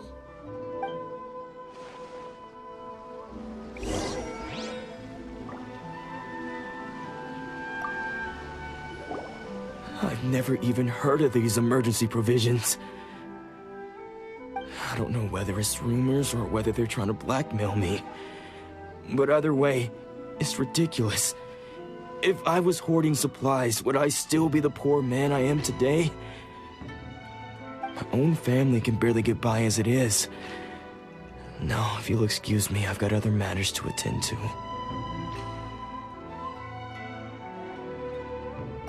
And that's the first bit of truth I've heard all day. The Shogun's army told me that I was unworthy of my vision. And they said I was slacking off in my work. Apparently, I'd even disappointed the Raiden Shogun. And that's why they confiscated my vision. Well, that's strange. You were helping enforce the Vision Hunt Decree. Why would you be unworthy of your vision? To be perfectly honest, I don't seem to remember the details. All I know is that I would perform certain things every month. But I don't recall what they were. And it's not just that. I have this unsettling feeling, like someone owes me something. Does it have to do with the missing emergency provisions? I didn't take any. Like I said, if I was taking them for myself, I wouldn't be going through such hard times right now. To top it all off, my house was just raided by treasure hoarders, which is why I came here in the first place. I was chasing after them when I got held up by these two. If you don't believe me, go find the treasure hoarders yourself. If there were any emergency provisions to be had, they would have found them. Huh. He seems to be telling the truth. But we better confirm. Let's go round up those treasure hoarders and see what they have to say. We should be able to follow their tracks. They couldn't have gone too far.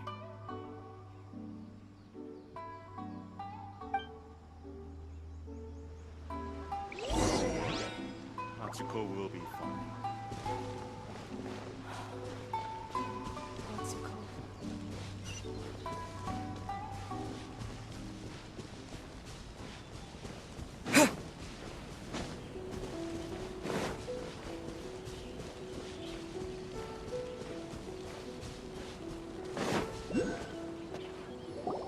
We really outdid ourselves this time. All those samurai houses packed with goods. We really hit the jackpot. I mean, besides that one house. You haven't seen anything yet. There'll be a lot more where this came from. Today's just the beginning. I'll be leading you all on an epic journey of pillage and plunder that will go down in hoarder history. You demand, boss! These seem like the treasure hoarders we're after. Let's teach them a lesson!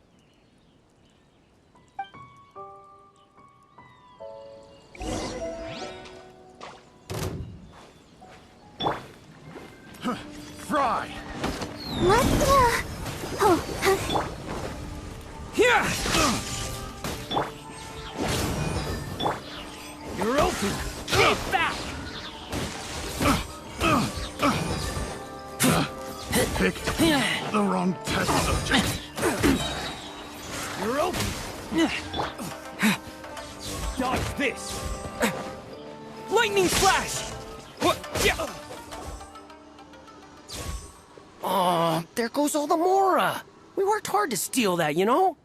Come on, boss. Think of something. Not bad, kid. You ever think of joining the treasure hoarders? We could use someone like you.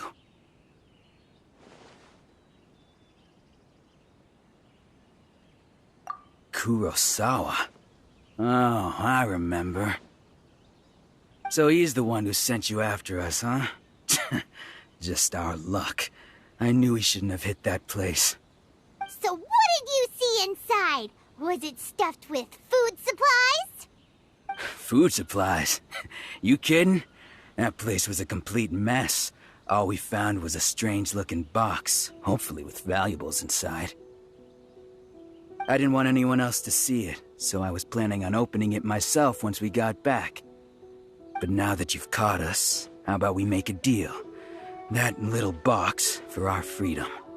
What do you say? You've got a deal! Now show us what's in the box! Huh? What the?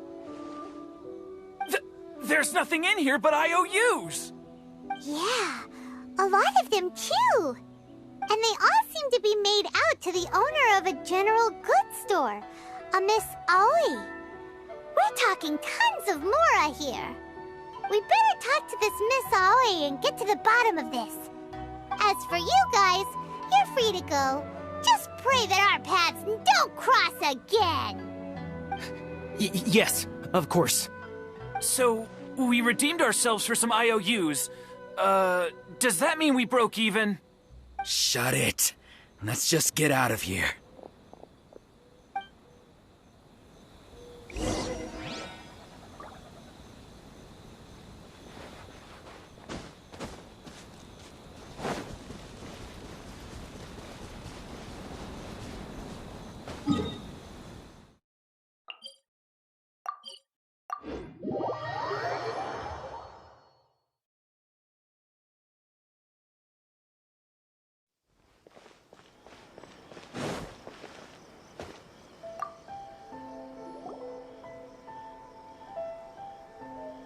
Welcome to Tsukumomono Groceries. We've got everything you need. Can I help you find something? Or perhaps there's something you want to inquire about? Ah, so you're friends of Kurosawa, I take it? Perhaps you're here to pay off his debts. Whoa! Let's not get ahead of ourselves. We're just here to learn where they all came from. How did Kurosawa end up owing you so much money? Did he buy anything super expensive here? Let me think. Kurosawa would come regularly to purchase large quantities of foodstuffs. He'd always put the payment on his own account. However, the price of provisions began to skyrocket recently, and his salary was no longer enough to cover the cost. So, he started writing out IOUs to cover whatever he couldn't afford of the usual amount. So that's how he was getting those emergency provisions. But why did he have to purchase a usual amount? If the prices increased, couldn't he just buy less? Well, if you think about it, the citizens receiving the emergency provisions must have been carefully calculating how much they needed to sustain them each time. Kurosawa thought that it would be quite the disappointment for them if they found they didn't have enough, especially after such long and careful planning.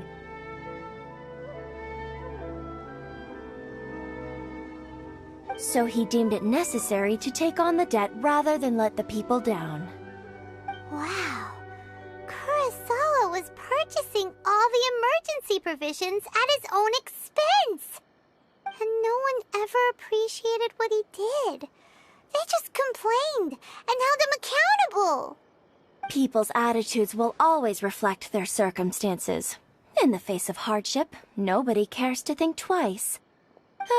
If you ask me, had Kurosawa told everyone the truth about the supplies from the start, then there wouldn't be such a severe backlash now.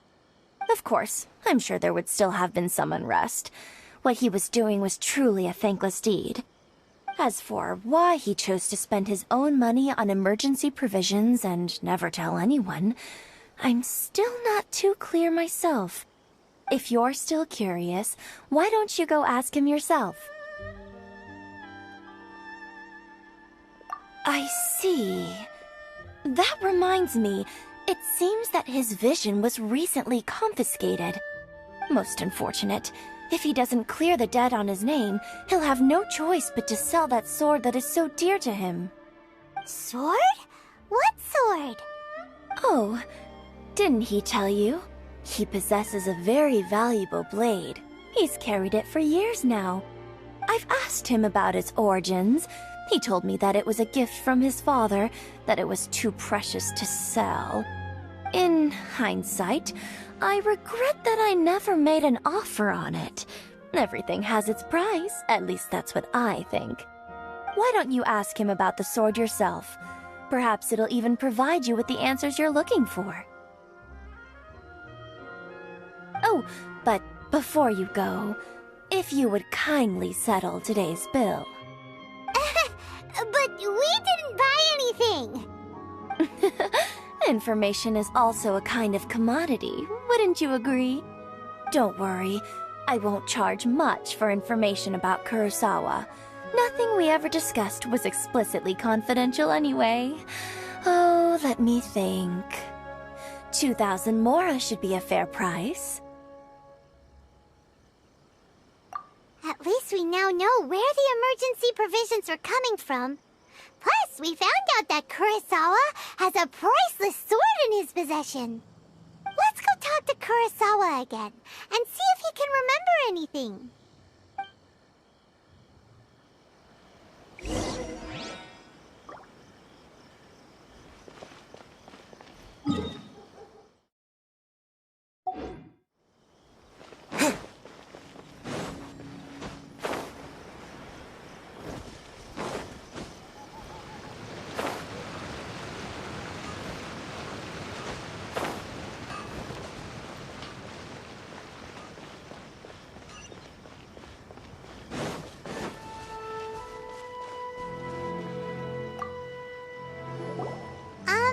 What are you doing here all by yourself? Where did those other two go? I presented them with a choice. Either they left or I drew my sword. They left. It turned out to be a real time saver, actually. Perhaps I should start using it more often. Did you manage to track down the treasure hoarders? Everything I said was true, right?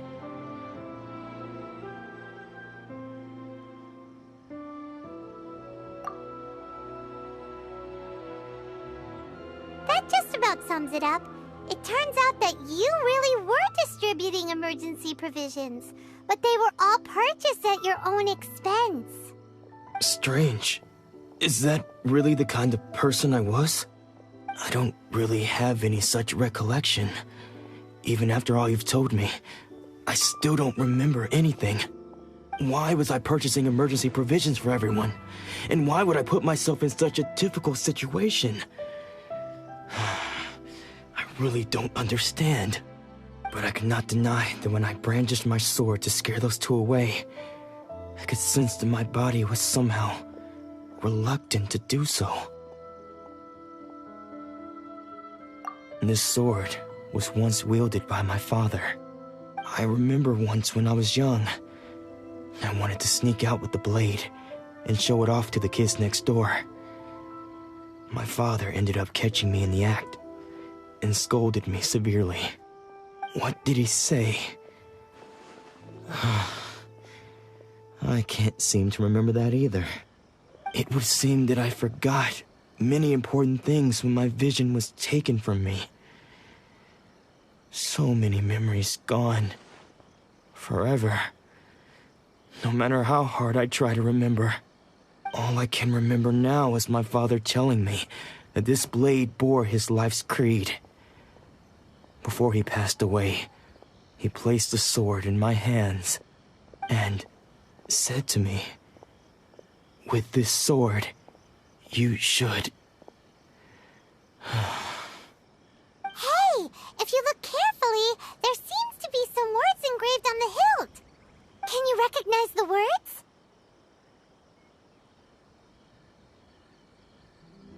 Virtue and justice? Somehow those two words seem to explain everything now.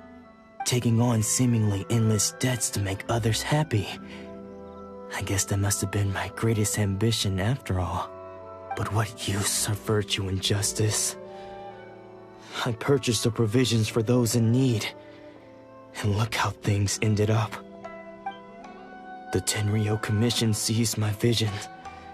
And the very people I was so desperately trying to help refused to understand me. And the irony of all of it is, I somehow still felt sorry when threatening them with my blade. I'm incapable of being a good person, yet I'm equally unable to be bad. I don't know what to do with myself. Yet another troubled soul. When we get the chance, let's speak to Thoma about Kurosawa's debt. The Yashiro Commission would surely help cover his expenses. In any case, we must never let him sell off that sword. Yeah, seems like losing all ambition is a terrible experience. Fortunately for us, you don't have a vision. Let's go find the next poor soul.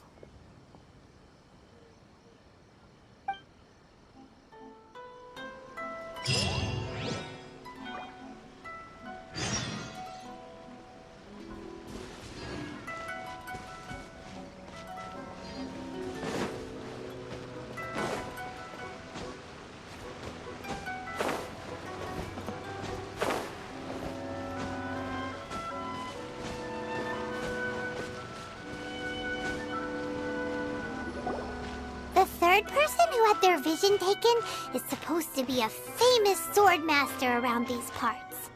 Paimon heard that he's the present-day master of Meikyo Shisui art. Sounds pretty impressive. This is his dojo. Luckily, there's some people around. Let's go talk to them.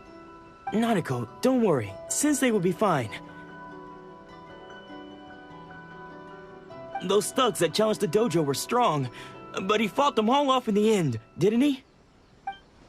Maybe, but I'm still worried about him.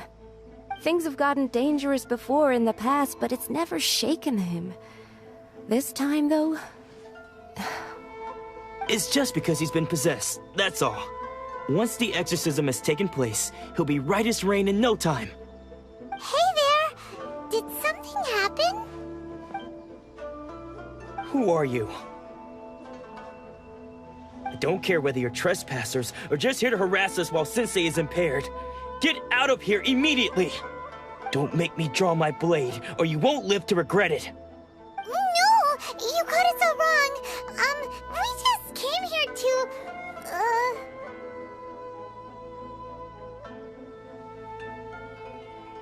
Disciples? Yep. We've heard all about the mighty master of Meikyo Shisui art. It's the whole reason we came all this way, to seek him out and ask him to train us. But then we got here and overheard you talking about how he got possessed or something? From the way you're dressed, it doesn't look like you're from around here. Please, accept my apologies. We've had so many people trying to cause us trouble recently that we're on high alert. You haven't arrived at the best of times, I'm afraid. Sensei got possessed recently, and he's still recovering. He's not able to take on any new disciples for the time being.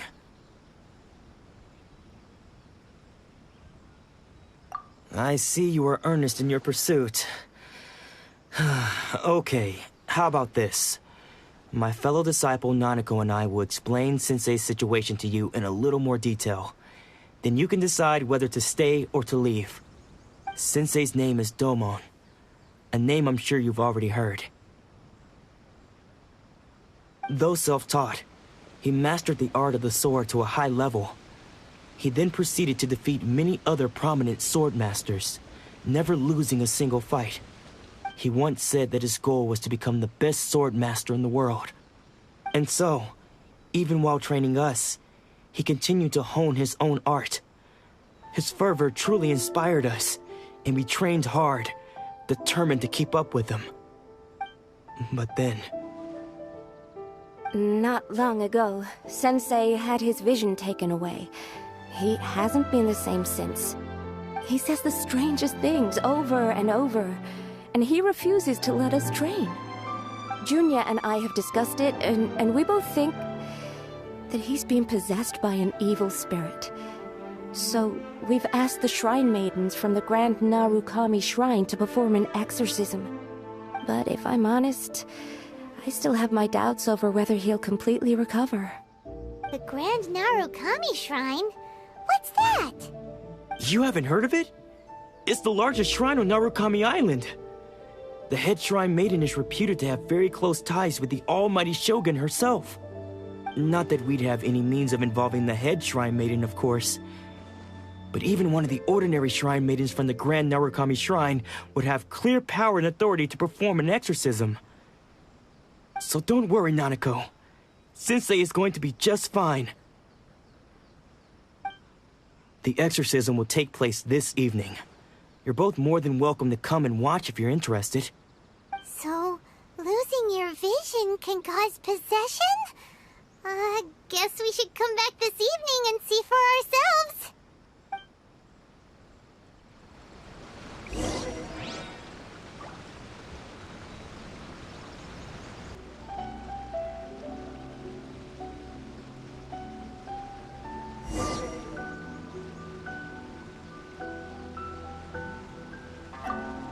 Shh. So you decided to come. It's a good thing you didn't arrive any earlier. You would have had to witness Sensei one of his fits of madness. Just now, when Nanako was attending to him, she heard him whispering a few names to himself. When she asked him who the people were, he suddenly looked panic-stricken and pushed her away. It looked like he was in great distress. He was covering his ears and looking frantically around him with bloodshot eyes. All the while he kept calling those names. Some of them we knew, others we didn't recognize. But they all seemed to be the names of swordmasters he had defeated in the past. One of them was Anzai. He used to be a fellow disciple of Sensei's. His senior, in fact. But Sensei defeated him in a duel many years ago, and he has been a wanderer ever since. Sensei wouldn't stop calling his name. Thankfully, the shrine maidens managed to subdue him, so the exorcism can finally continue. The ritual has now begun. All we can do is patiently await the result. Here's hoping Sensei will be back to his normal self very soon. Please, excuse me for a moment while I fetch some water. If he wakes up, he is sure to be thirsty.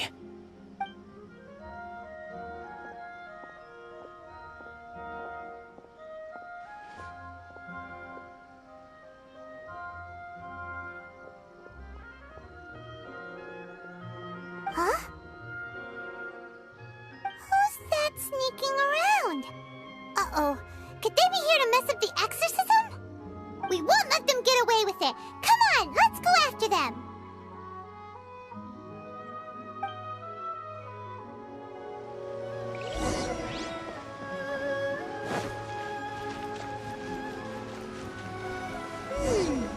Seems they aren't here. Should we keep going further up? Is this definitely the right place? Let's look a little further up. Aha! Suspicious person sighted! That's gotta be him!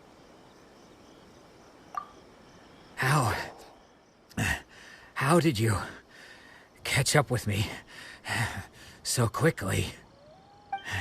Are you sure you're Domon's disciples? You move even quicker than he does. Unless... I guess it's been a few years. Maybe his skills have improved again. Excuse me?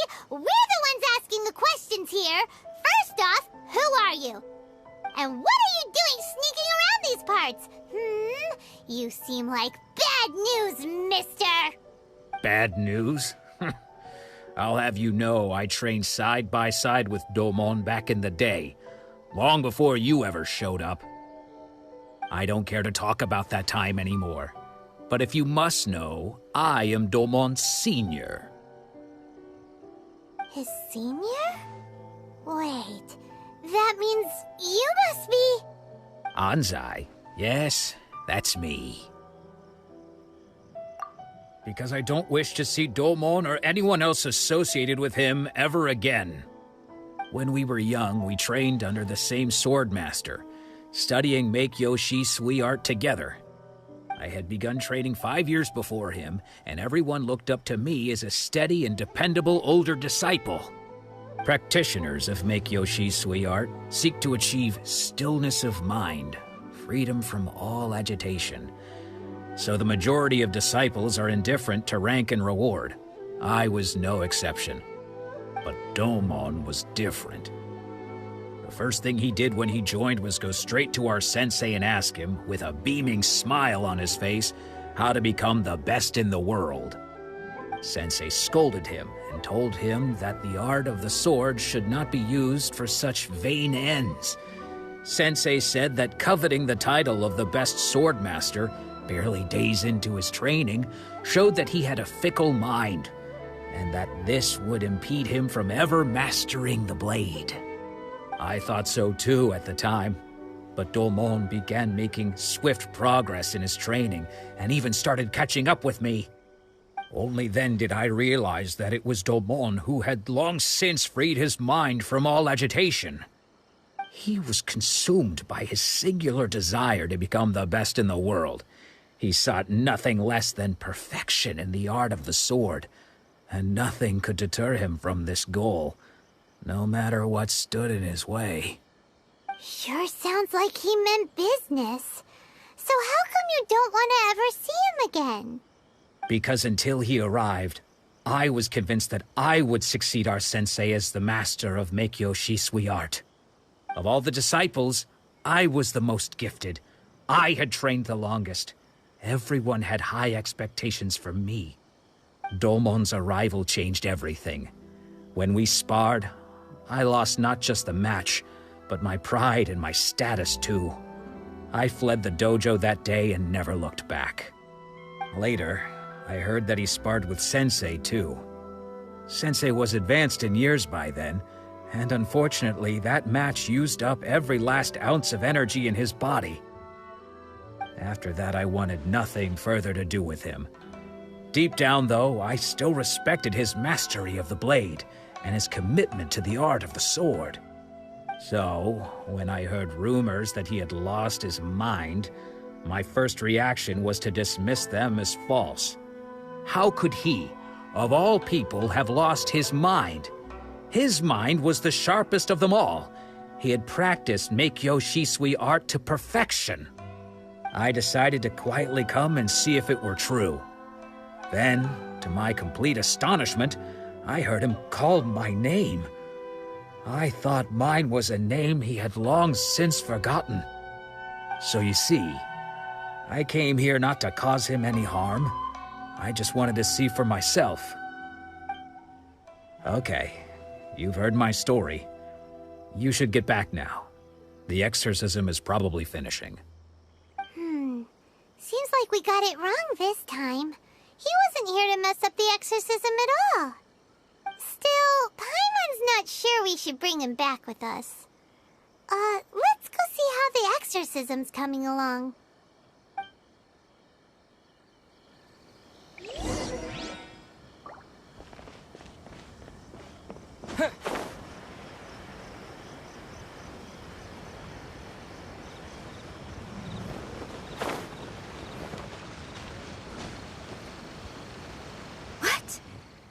You're saying he isn't possessed? Does that mean he's just lost his mind? But how is that possible? No, I refuse to believe it. Something's clearly wrong. Nanako, please. Try not to get agitated. I am sorry. With what powers I have, I can find no sign of any malignant spirit having possessed Domon. But spirits may take a myriad of forms in this world, many of which I cannot claim to have witnessed myself. Thus, I dare not rule out possession with complete certainty. And all is certainly not lost, for I received word not long ago that Lady Yai has taken an interest in your sensei's case. Lady Yai? Is that the same Lady Yai that I think you mean? The head shrine maiden of the Grand Narukami Shrine? That's wonderful news! Then Sensei will be sure to recover. Correct. Lady Yai is most knowledgeable indeed, and has abundant experience in the exorcism of evil spirits and aversion of great calamities. I am unable to say for certain whether an evil spirit has possessed your sensei, but Lady Yai can give a conclusive verdict. Excuse me, Miss Inagi, but I must ask, should we prepare a greeting gift for Lady Yai? That won't be necessary. All that is required of you is your timely arrival at the Grand Narukami Shrine. Lady Yai does not like to be kept waiting. I must leave now, but we will meet soon at the shrine. I wish Domon a full and speedy recovery. Who'd have thought Lady Yai herself would have taken notice of our sensei's case? Do you mean to say that Sensei isn't renowned enough to deserve Lady Yai's attention? No, that's not what I meant at all. You misunderstand me. I just mean this is Lady Yai, the head shrine maiden. She has direct and close contact with the almighty Shogun herself. Anyway, you should join us too, tomorrow. Given that you've traveled all this way just to meet our sensei, we, the disciples of Meikyo Shisui art, will do our best to help you. Sure! After all, everyone seems pretty excited about Lady Yai. We're curious to meet her too. Who knows? Maybe we'll be able to find out a thing or two about the Raiden children from her.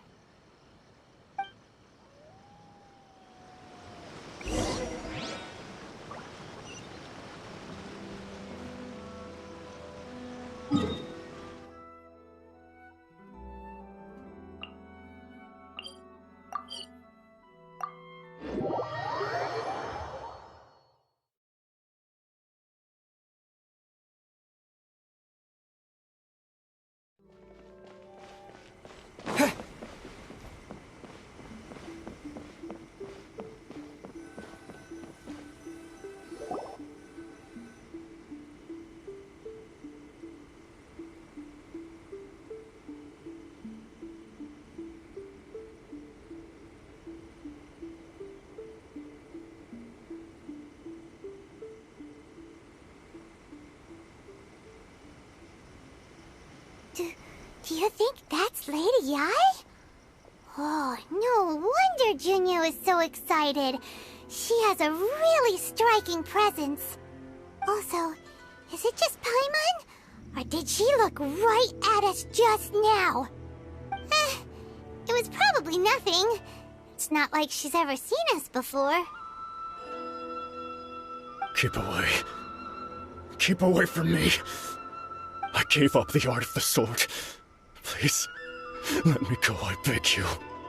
As you can see, Lady Yai, Domon has persisted in this state for some time now. He appears to see those who have lost to him in duels past, gathered all around him to persecute him. Lady Yai, it must be a possession, right? This is nothing like him at all. In the past, no matter what came his way, he would always face it with a confident smile. I'm sorry. It is clear to me that your sensei is not possessed by any evil spirit. But then does that mean he... Yes. This is a change in the person himself.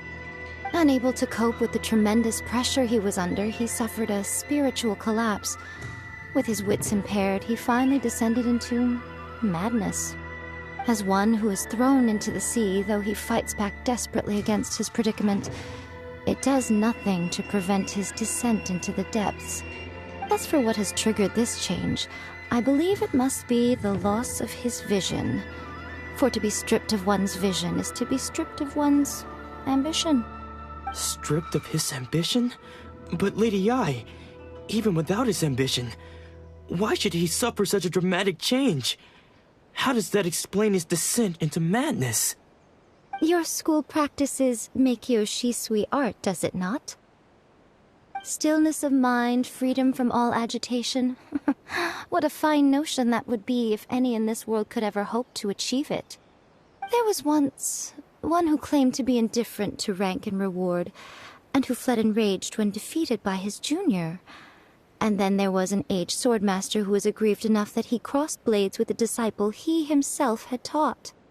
Then, what of the one who crossed blades with his own sensei and beloved fellow disciple, and defeated them both? Can one truly remain unagitated, of still mind in moments such as these? Lady Yai, I'm not sure I understand. The path of the Swordmaster is filled with twists and turns. It is no small undertaking to pursue the position of greatest Swordmaster in the world. It requires one to take their sword firmly in both hands and cut down the hopes and dreams of others, even those of one's closest companions. Only a deep commitment to his ambition to become the best made it possible for him to rise above the pain of these encounters, to focus on the way ahead. When that ambition disappeared, he began to doubt himself. As he battled his growing anxiety, he slowly descended into the state you see him in now. Much like a certain fatally flawed friend of mine. Poor sensei. To think he's been suffering so greatly. I'm sorry. It's all my fault. Father, Sensei, Anzai. That's enough. Huh? Isn't that Anzai? Where did he come from? Did he follow us the whole way here? Anzai, Why are there two of you? Is that you or a ghost? You're here for revenge, aren't you? I knew it would come. I never should have. You're right to assume that my feelings towards you are far from kindly. But I didn't come here to settle a score. It's been so long now that I made peace with it years ago.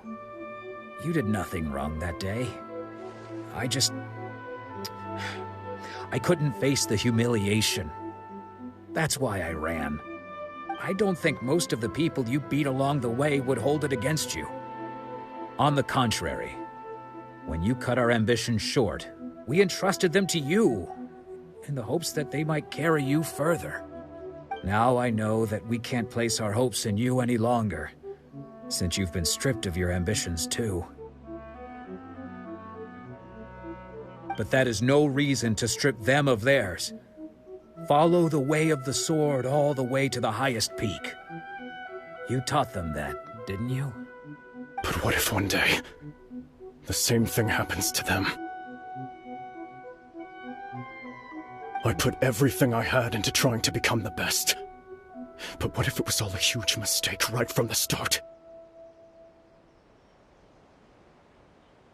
If there's a chance they'll end up like me one day, I'd rather they stay where they are now than go any further down this path. Have you asked them what they think? Sensei, after you rescued me from the hands of the pirates, I told myself I would follow in your footsteps for the rest of my days. I can't know whether I will suffer in my future as you do now. All I know is that here and now, in the present, I wish to continue.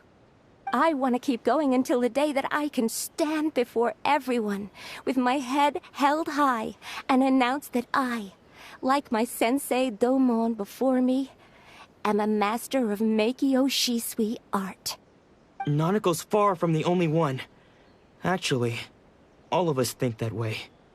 Goodness. Well, You see? You can place the ambition you once had in their hands. Being stripped of your ambition is something that's never happened to me, so I can't claim to understand it. But I do know what it feels like to have your ambitions crushed. That's what happened on the day that you so effortlessly defeated me. So, just as I once placed my ambitions onto you, it is time for you to release yours into their custody. You are not in the same position that I was. When I left, I had nothing to my name. But you have a great number of worthy disciples.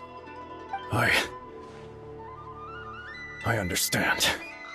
I'm sorry to have made you worry for me, and for the state of Meikyo Shisui art. I no longer have the resolve to become the best in the world. The emptiness and suffering inside of me will not abate, so I cannot hope to still my mind and be free of agitation. But as your sensei, I shall commit to imparting unto you everything I have learned in my life so far. This is my promise. And I humbly ask Anzai, my senior, to hold me to my word.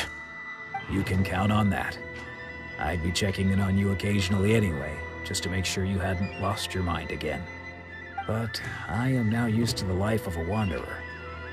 I do not belong in the dojo anymore, so I will simply stop by once in a while to make sure you aren't cutting any corners with them.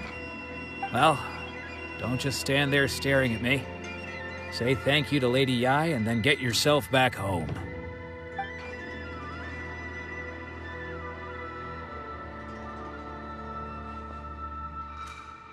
So even though his ambition was taken away, his disciples can take it over on his behalf. Guess that sort of solves this one, huh? Traveler, a moment, please. Lady Yai has some words for you. So, my intuition was correct. The wind that blows from afar carries fresh life to these shores. For us to meet now is premature. Nevertheless, you set foot on these islands at precisely the right moment.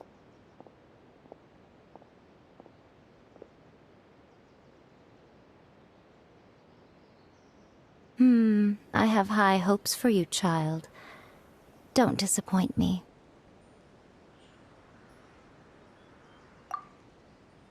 Ooh, Lady Yai seems to have taken a real interest in you. She seems super mysterious. Paimon's so curious what she really meant by all that. We can come back to it another time. For now, we should go report back to Miss Kamisato.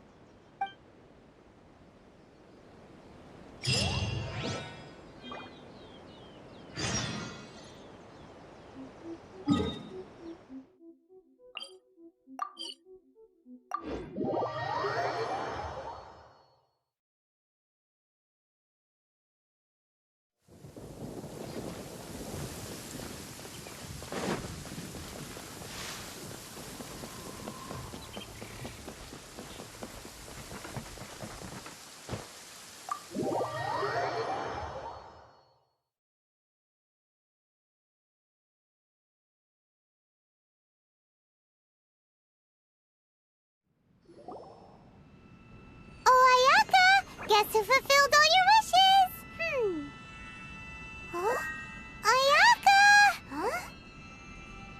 Huh?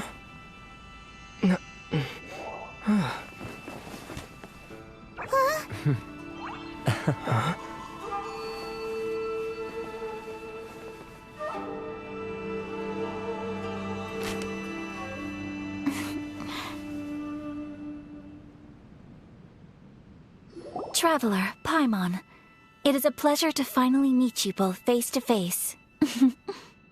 I have heard all about how you helped our three friends. My sincerest thanks to you.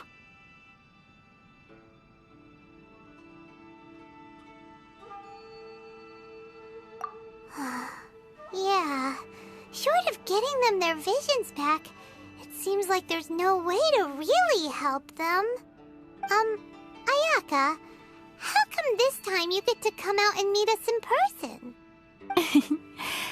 Because now that you have done the three things I asked of you, I consider you to be my friends. As you will observe, I dispense with the screen for Thoma also. Mm-hmm. Wait a second. But isn't Thoma your, servant? Paimon's happy to help and all, but Paimon sure as heck did not sign up to be a servant. Oh. Paimon, you are most entertaining. Thoma is first and foremost my friend, and was so before he ever became my attendant. Oh, okay then. Ayaka, you seem pretty different out in the open compared to how you are behind the screen.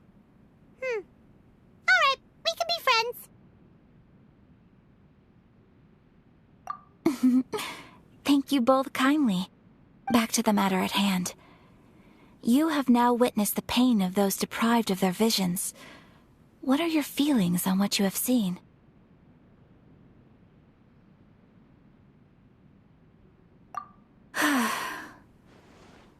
Perhaps in the eyes of a deity such as the almighty Shogun, the lives of those who inhabit the world are inconsequential.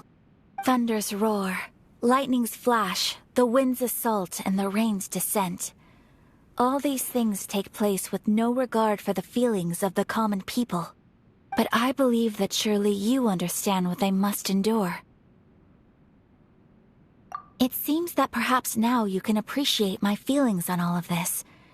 In which case, perhaps you would be willing to reconsider your stance?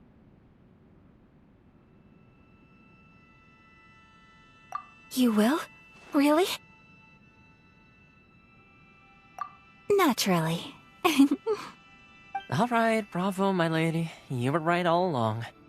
See? I told you he wouldn't reject them. I'd placed my trust in the right person after all. Now then, given that the remainder of our discussion pertains to matters of a more confidential nature, perhaps we could move to the Komore Tea House? We ought not to involve other members of the Yashiro Commission.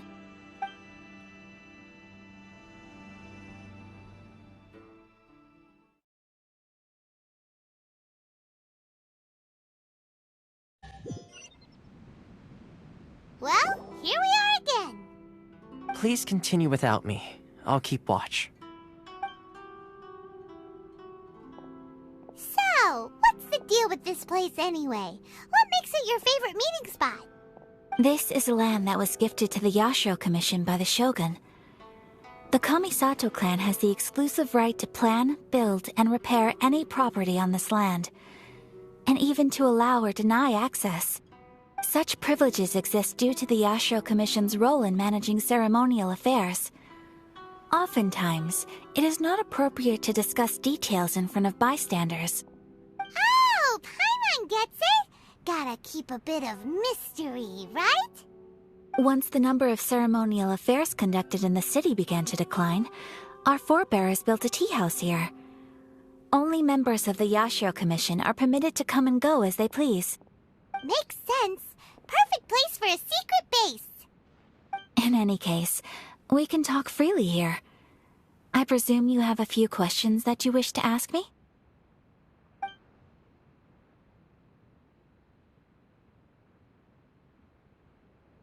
The almighty Shogun.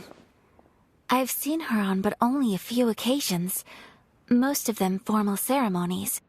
She inspires awe, commands respect, and exudes a sense of absolute authority. But as I recall, there was something else about her that struck me even more deeply. It was her almost complete lack of any emotion.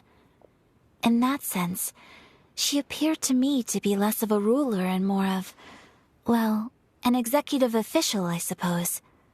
Focused exclusively on her single goal of implementing eternity, acting accordingly without feeling.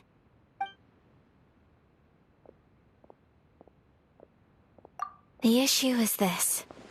For the vast majority of people, the Vision Hunt Decree is something that has no implications whatsoever.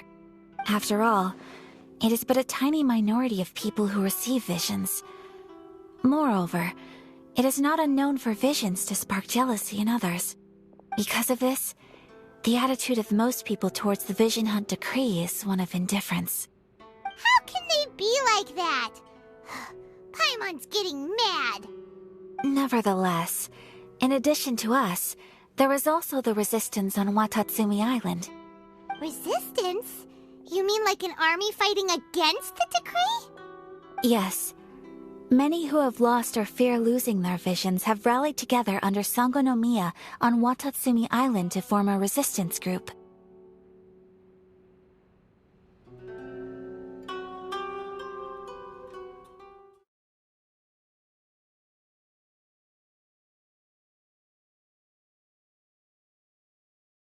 Well, here we are again. Please continue without me. I'll keep watch.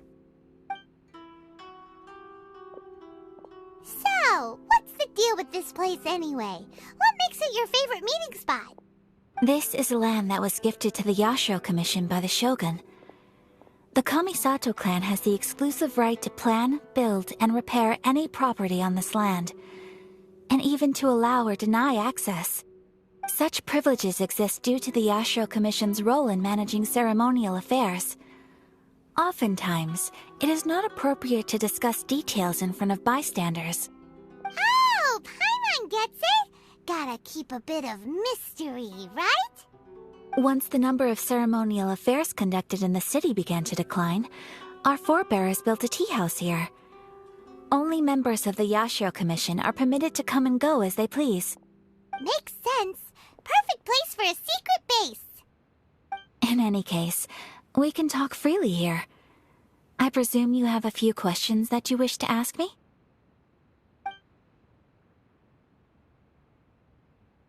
Of course. We have tried on numerous occasions.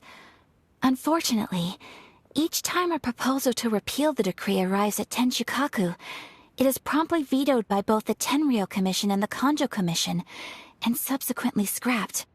They invariably adopt a stance of unconditional support for the Shogun's decisions. They have no interest in discussing anything.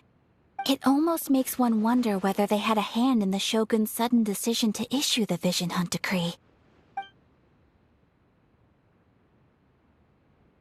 Ooh, Paimon has a question though. Oh? What would you like to know, Paimon? Have you got a plan yet to fight the Vision Hunt Decree? To be honest, we do not. Please, do not forget that challenging the Vision Hunt decree is tantamount to challenging a deity. Coming to terms with that is already a difficult step to take. So what are we gonna do? Well, for the moment, all we can do is try and reduce the harm that is being caused by this decree. For example, by providing vision bearers with safe refuge, or manufacturing counterfeit visions for them as a contingency measure.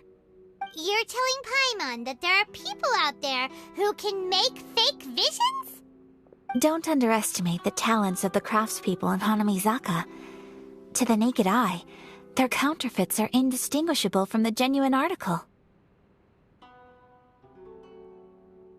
The problem we are facing right now is that Master Masakatsu, who is providing us with counterfeit visions, has recently been arrested by the Tenryou Commission. Darn! So they found out about it? Ugh. Yes. We knew it was not a long-term solution, and that it was only a matter of time before it would be exposed. But we cannot simply abandon Master Masakatsu.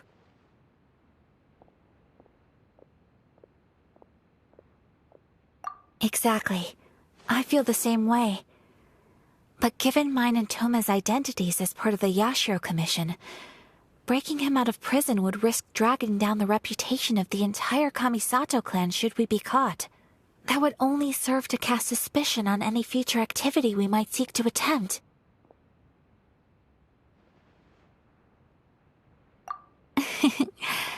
By no means do we intend to place the burden of such a task on your shoulders alone. When you are ready, go to Hanamizaka and look for a fireworks shop run by the Naganohara family. There, you will find someone who can help you.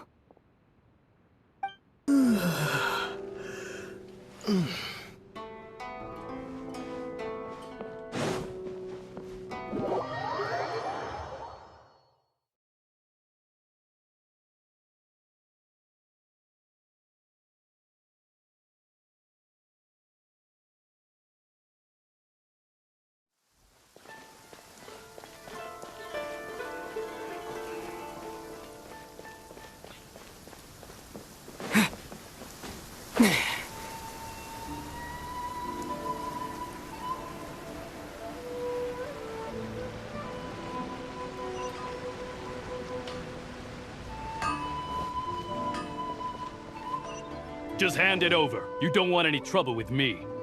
If you think your elemental powers are enough to resist the Vision Hunt decree, then you'd better think again.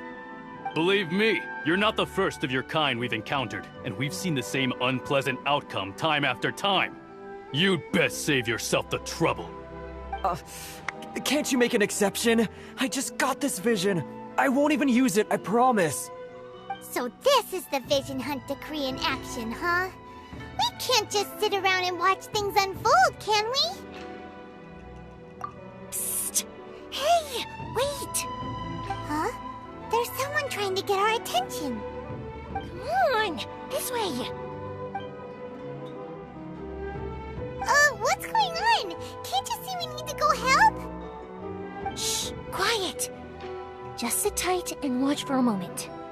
Hey, this isn't right, you know. Just because you don't have a vision doesn't mean you can sit back and watch others in trouble. Huh? Hey, wait! You do have a vision! Shh! If you don't keep your voice down, I won't have one much longer.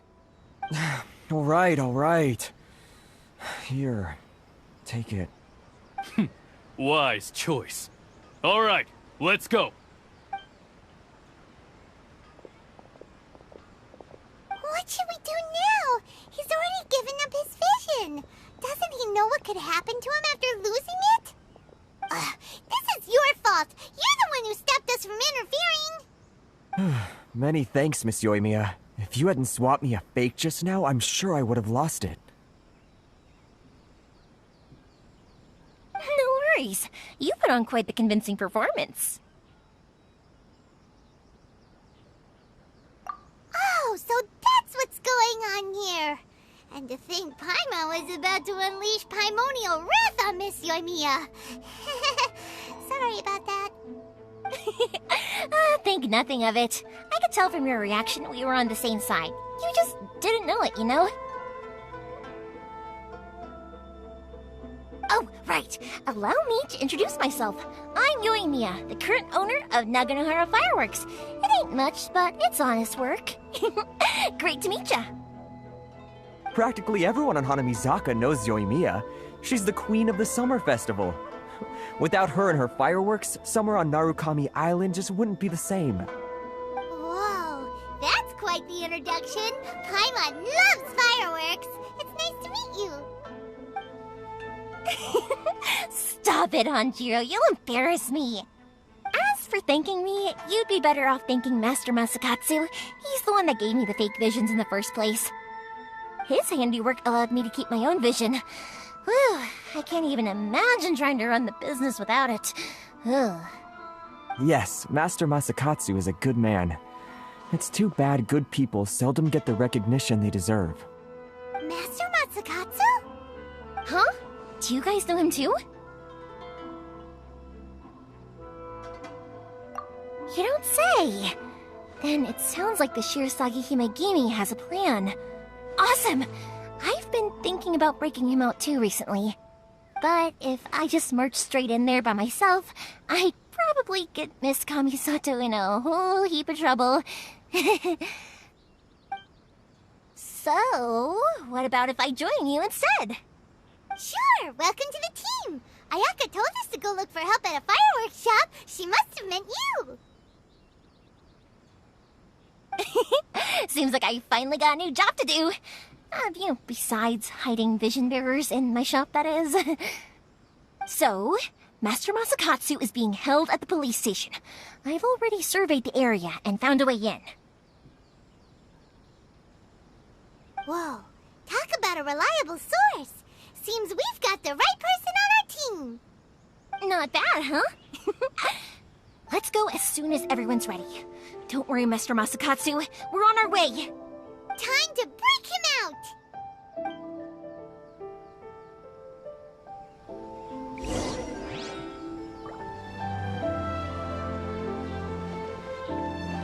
Naganohara's fireworks are the best in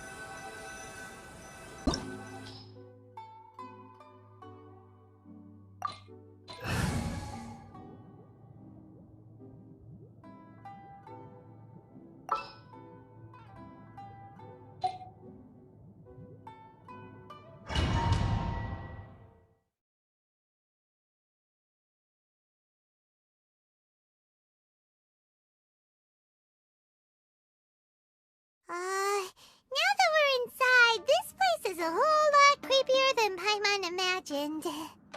Come on, this way. As long as we stay quiet, we've got a good chance. I certainly wouldn't want to end up locked away in here. Let's find Master Masakatsu and get out of here. We should split up. I've got a little present to prepare for Master Masakatsu. I'll be right back. You sure? Alright then. Just be careful not to get caught. Yes, you too.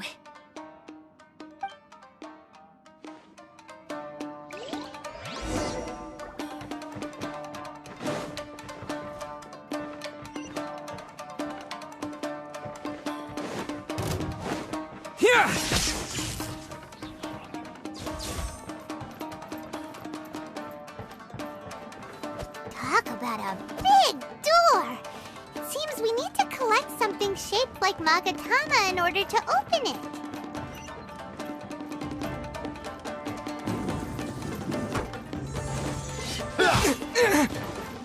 Take this! Let's dance. Keep back! I must withdraw. Watch your step. Show me what you've got. Withdraw.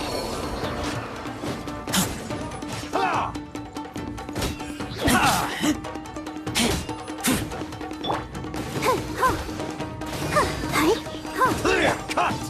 Here!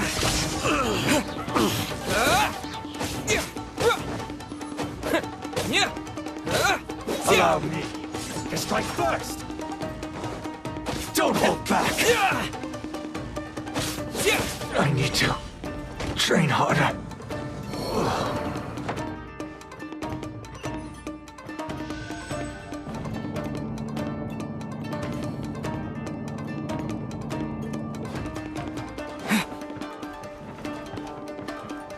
Battle formation!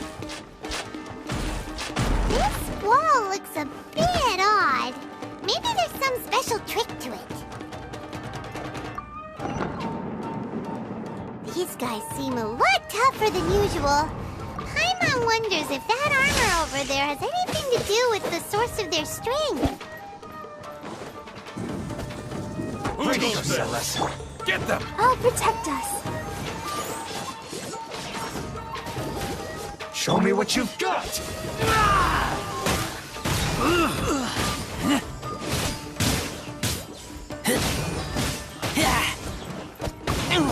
Soldiers, quick! Watch your step.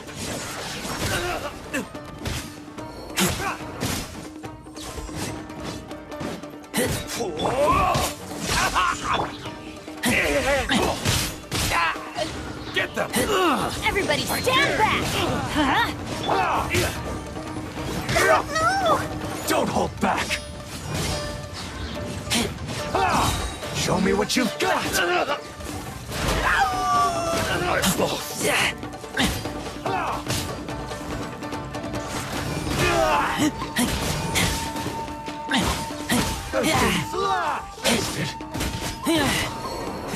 I need to train harder.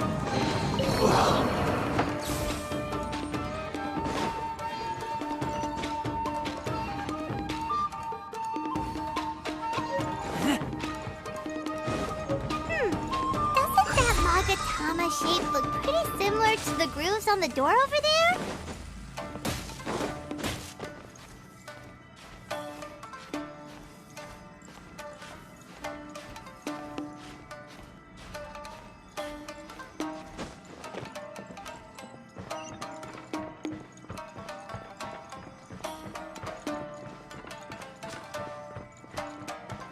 Brace yourself. Show me what you've got.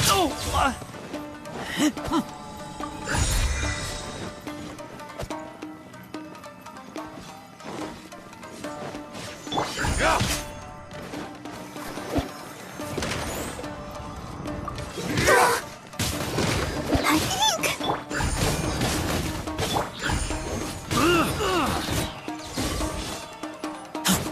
Following thunder! Take this! Don't hold back. I must withdraw.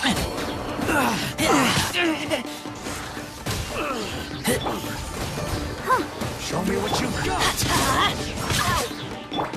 Let the show begin. I dare.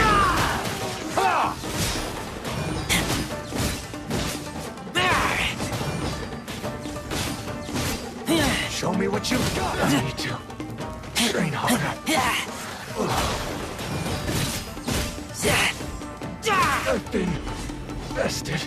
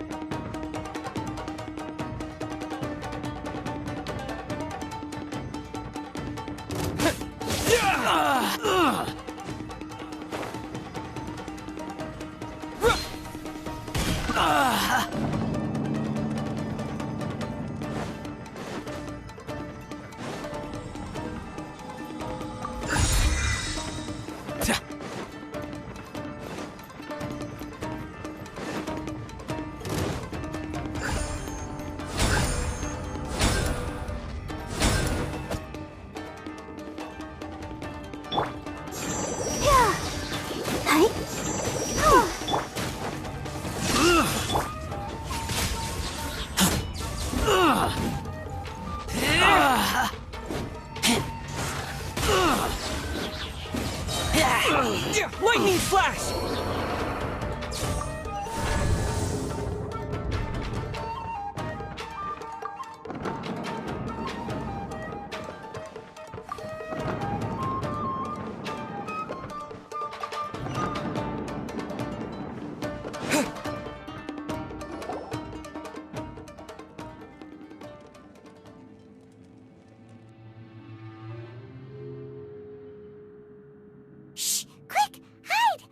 Look over there. That must be Master Masakatsu. Did you really think that little trick of yours could fool us? Locking you up was just the beginning. No! Oh no! Those Tenryou Commission brutes are torturing him! If we don't come up with a way to break him out fast, then... Huh? Yoimiya, when did you get back here?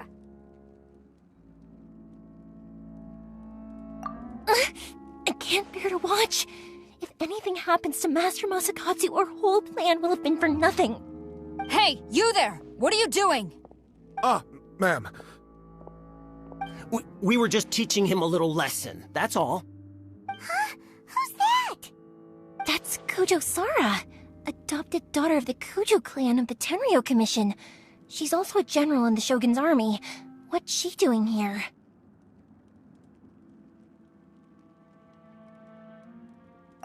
Make way, let me have a look at him.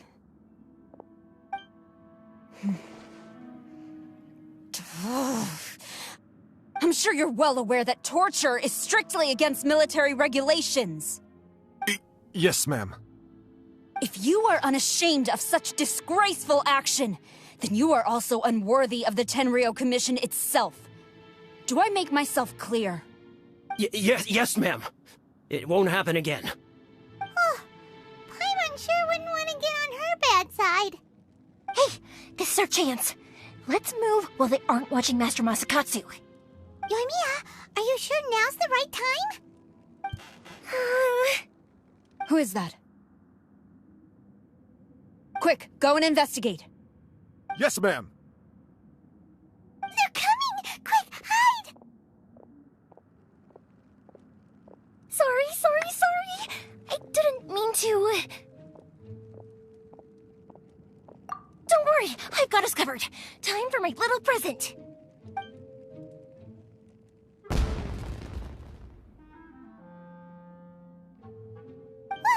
Fireworks! Huh? Was that an explosion? It sounded like fireworks. Quick, let's hurry!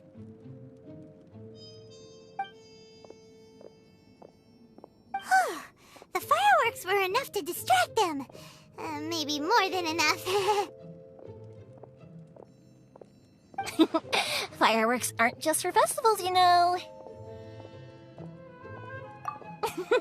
I was particularly proud of this batch. I decided to.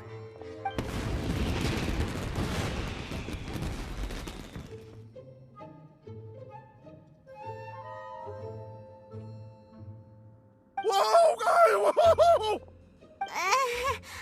Yoimiya, this is turning into a bit of a fireworks display. Well, fireworks are my craft after all. Every batch has to be spectacular.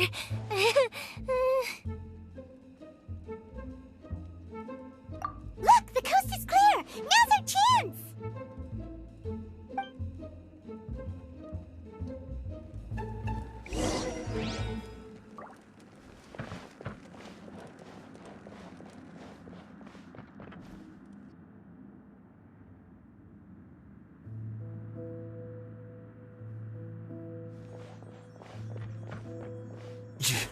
Yoimiya, is that you?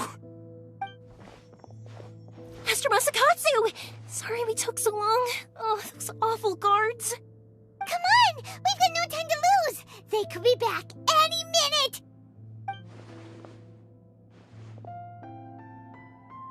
Oh.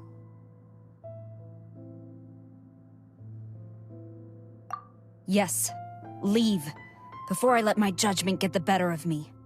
He's in serious condition. Be sure he gets immediate medical attention. But remember, once he's recovered, it won't be long until I bring him right back. Well... You can bet we'll do all we can to keep that from happening. Leave this place.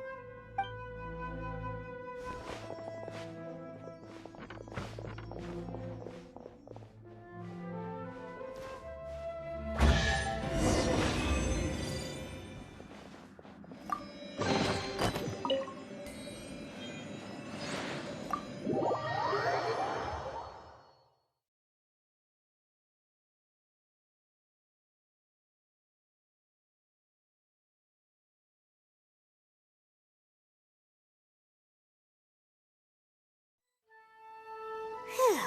We're finally out of that creepy place. Yes. Finally, I've made it out of there.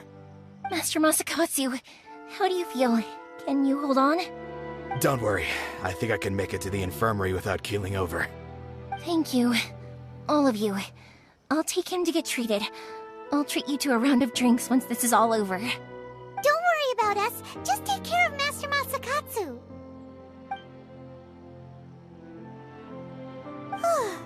Good thing we were able to rescue him. Right, Kujou Sara. Do you think she was making up for how the guards were treating him? It seems as though there are some okay people among the ranks of the Tenryou Commission. Though Paimon would never agree with their actions in the Vision Hunt Decree, of course. How about we go tell Ayaka and the others the good news?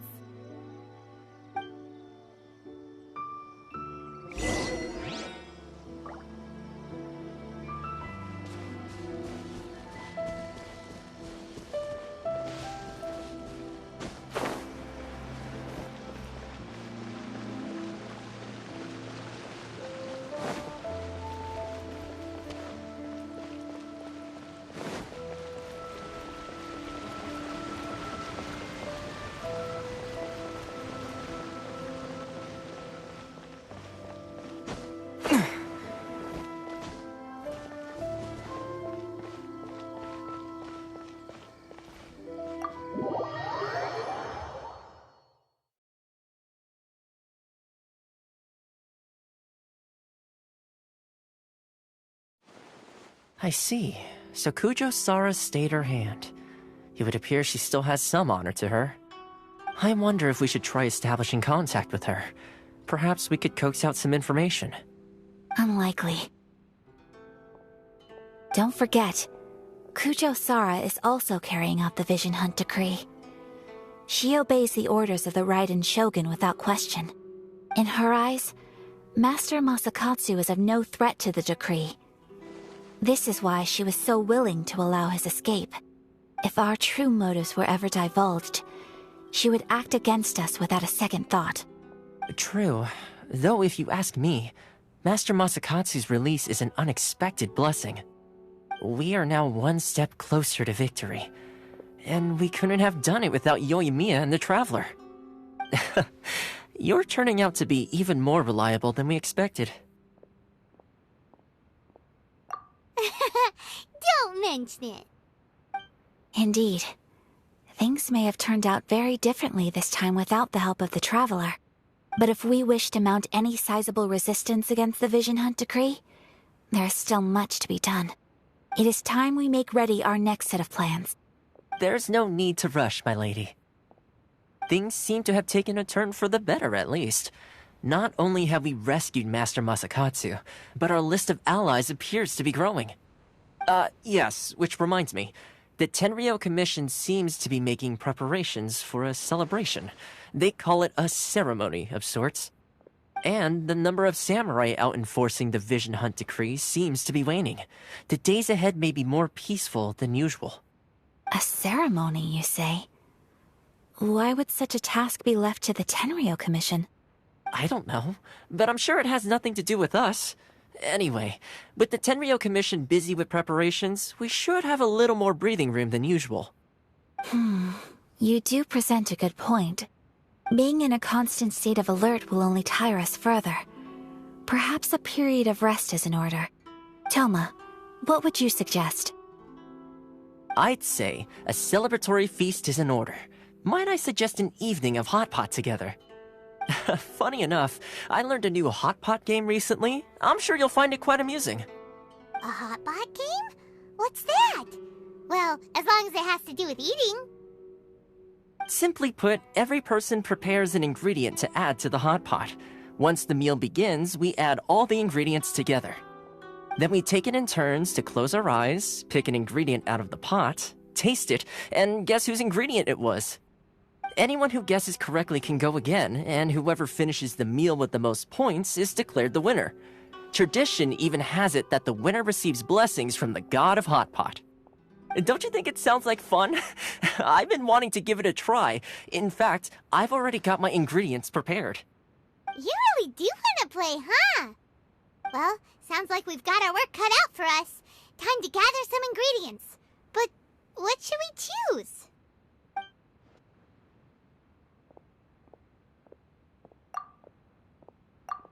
Ooh! Paimon proposes we gather raging demon-level Joyun chilies, super salty ham, mist flower corollas. This is already shaping up to be a hot pot to remember! Oh, my stomach! It feels like Yoimiya's fireworks are going off inside me. Who would have guessed that Thoma would be the winner? He ate practically all those weird ingredients without a second thought. Thoma? You okay, buddy? Salt-crusted herring, unripe lavender melon, flash-boiled dongo, oh, and whatever that thing was that nearly froze my tongue off. Hold up, my life is starting to flash before my eyes. Time I call it a night, everyone. You've only got yourself to blame, Thoma. All those strange things you ate were ingredients you added yourself. But weren't you the one who added those little cakes, Ayaka? I think the traveler ended up eating one. Boiling cakes in hot pot? Ugh. Think of the texture. I must apologize. To be perfectly honest, I thought the cakes would be a tasty addition. Uh-oh. I'm definitely not okay. I need to lie down.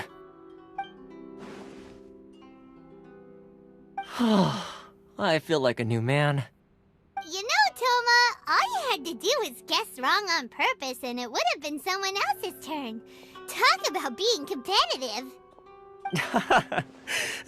Guess I've been feeling unlucky recently and wanted the god of hot pot's blessing. Perhaps I did get a little carried away. Still, I couldn't be beaten at my own game first time around. I think my luck has already taken a turn for the better. I can sense it.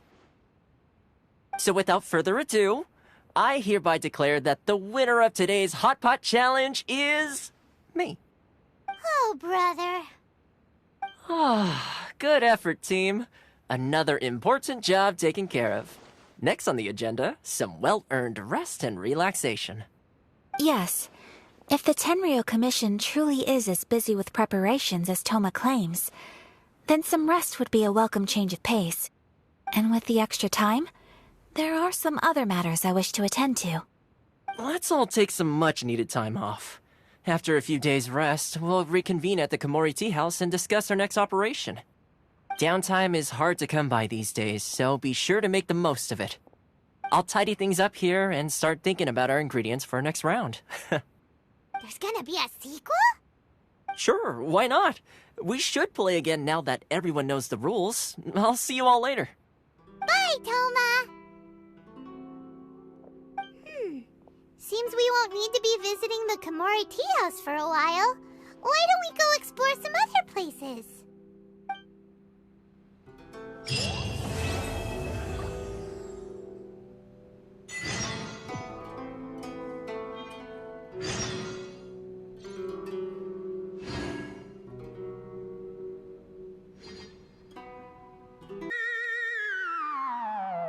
Whoa.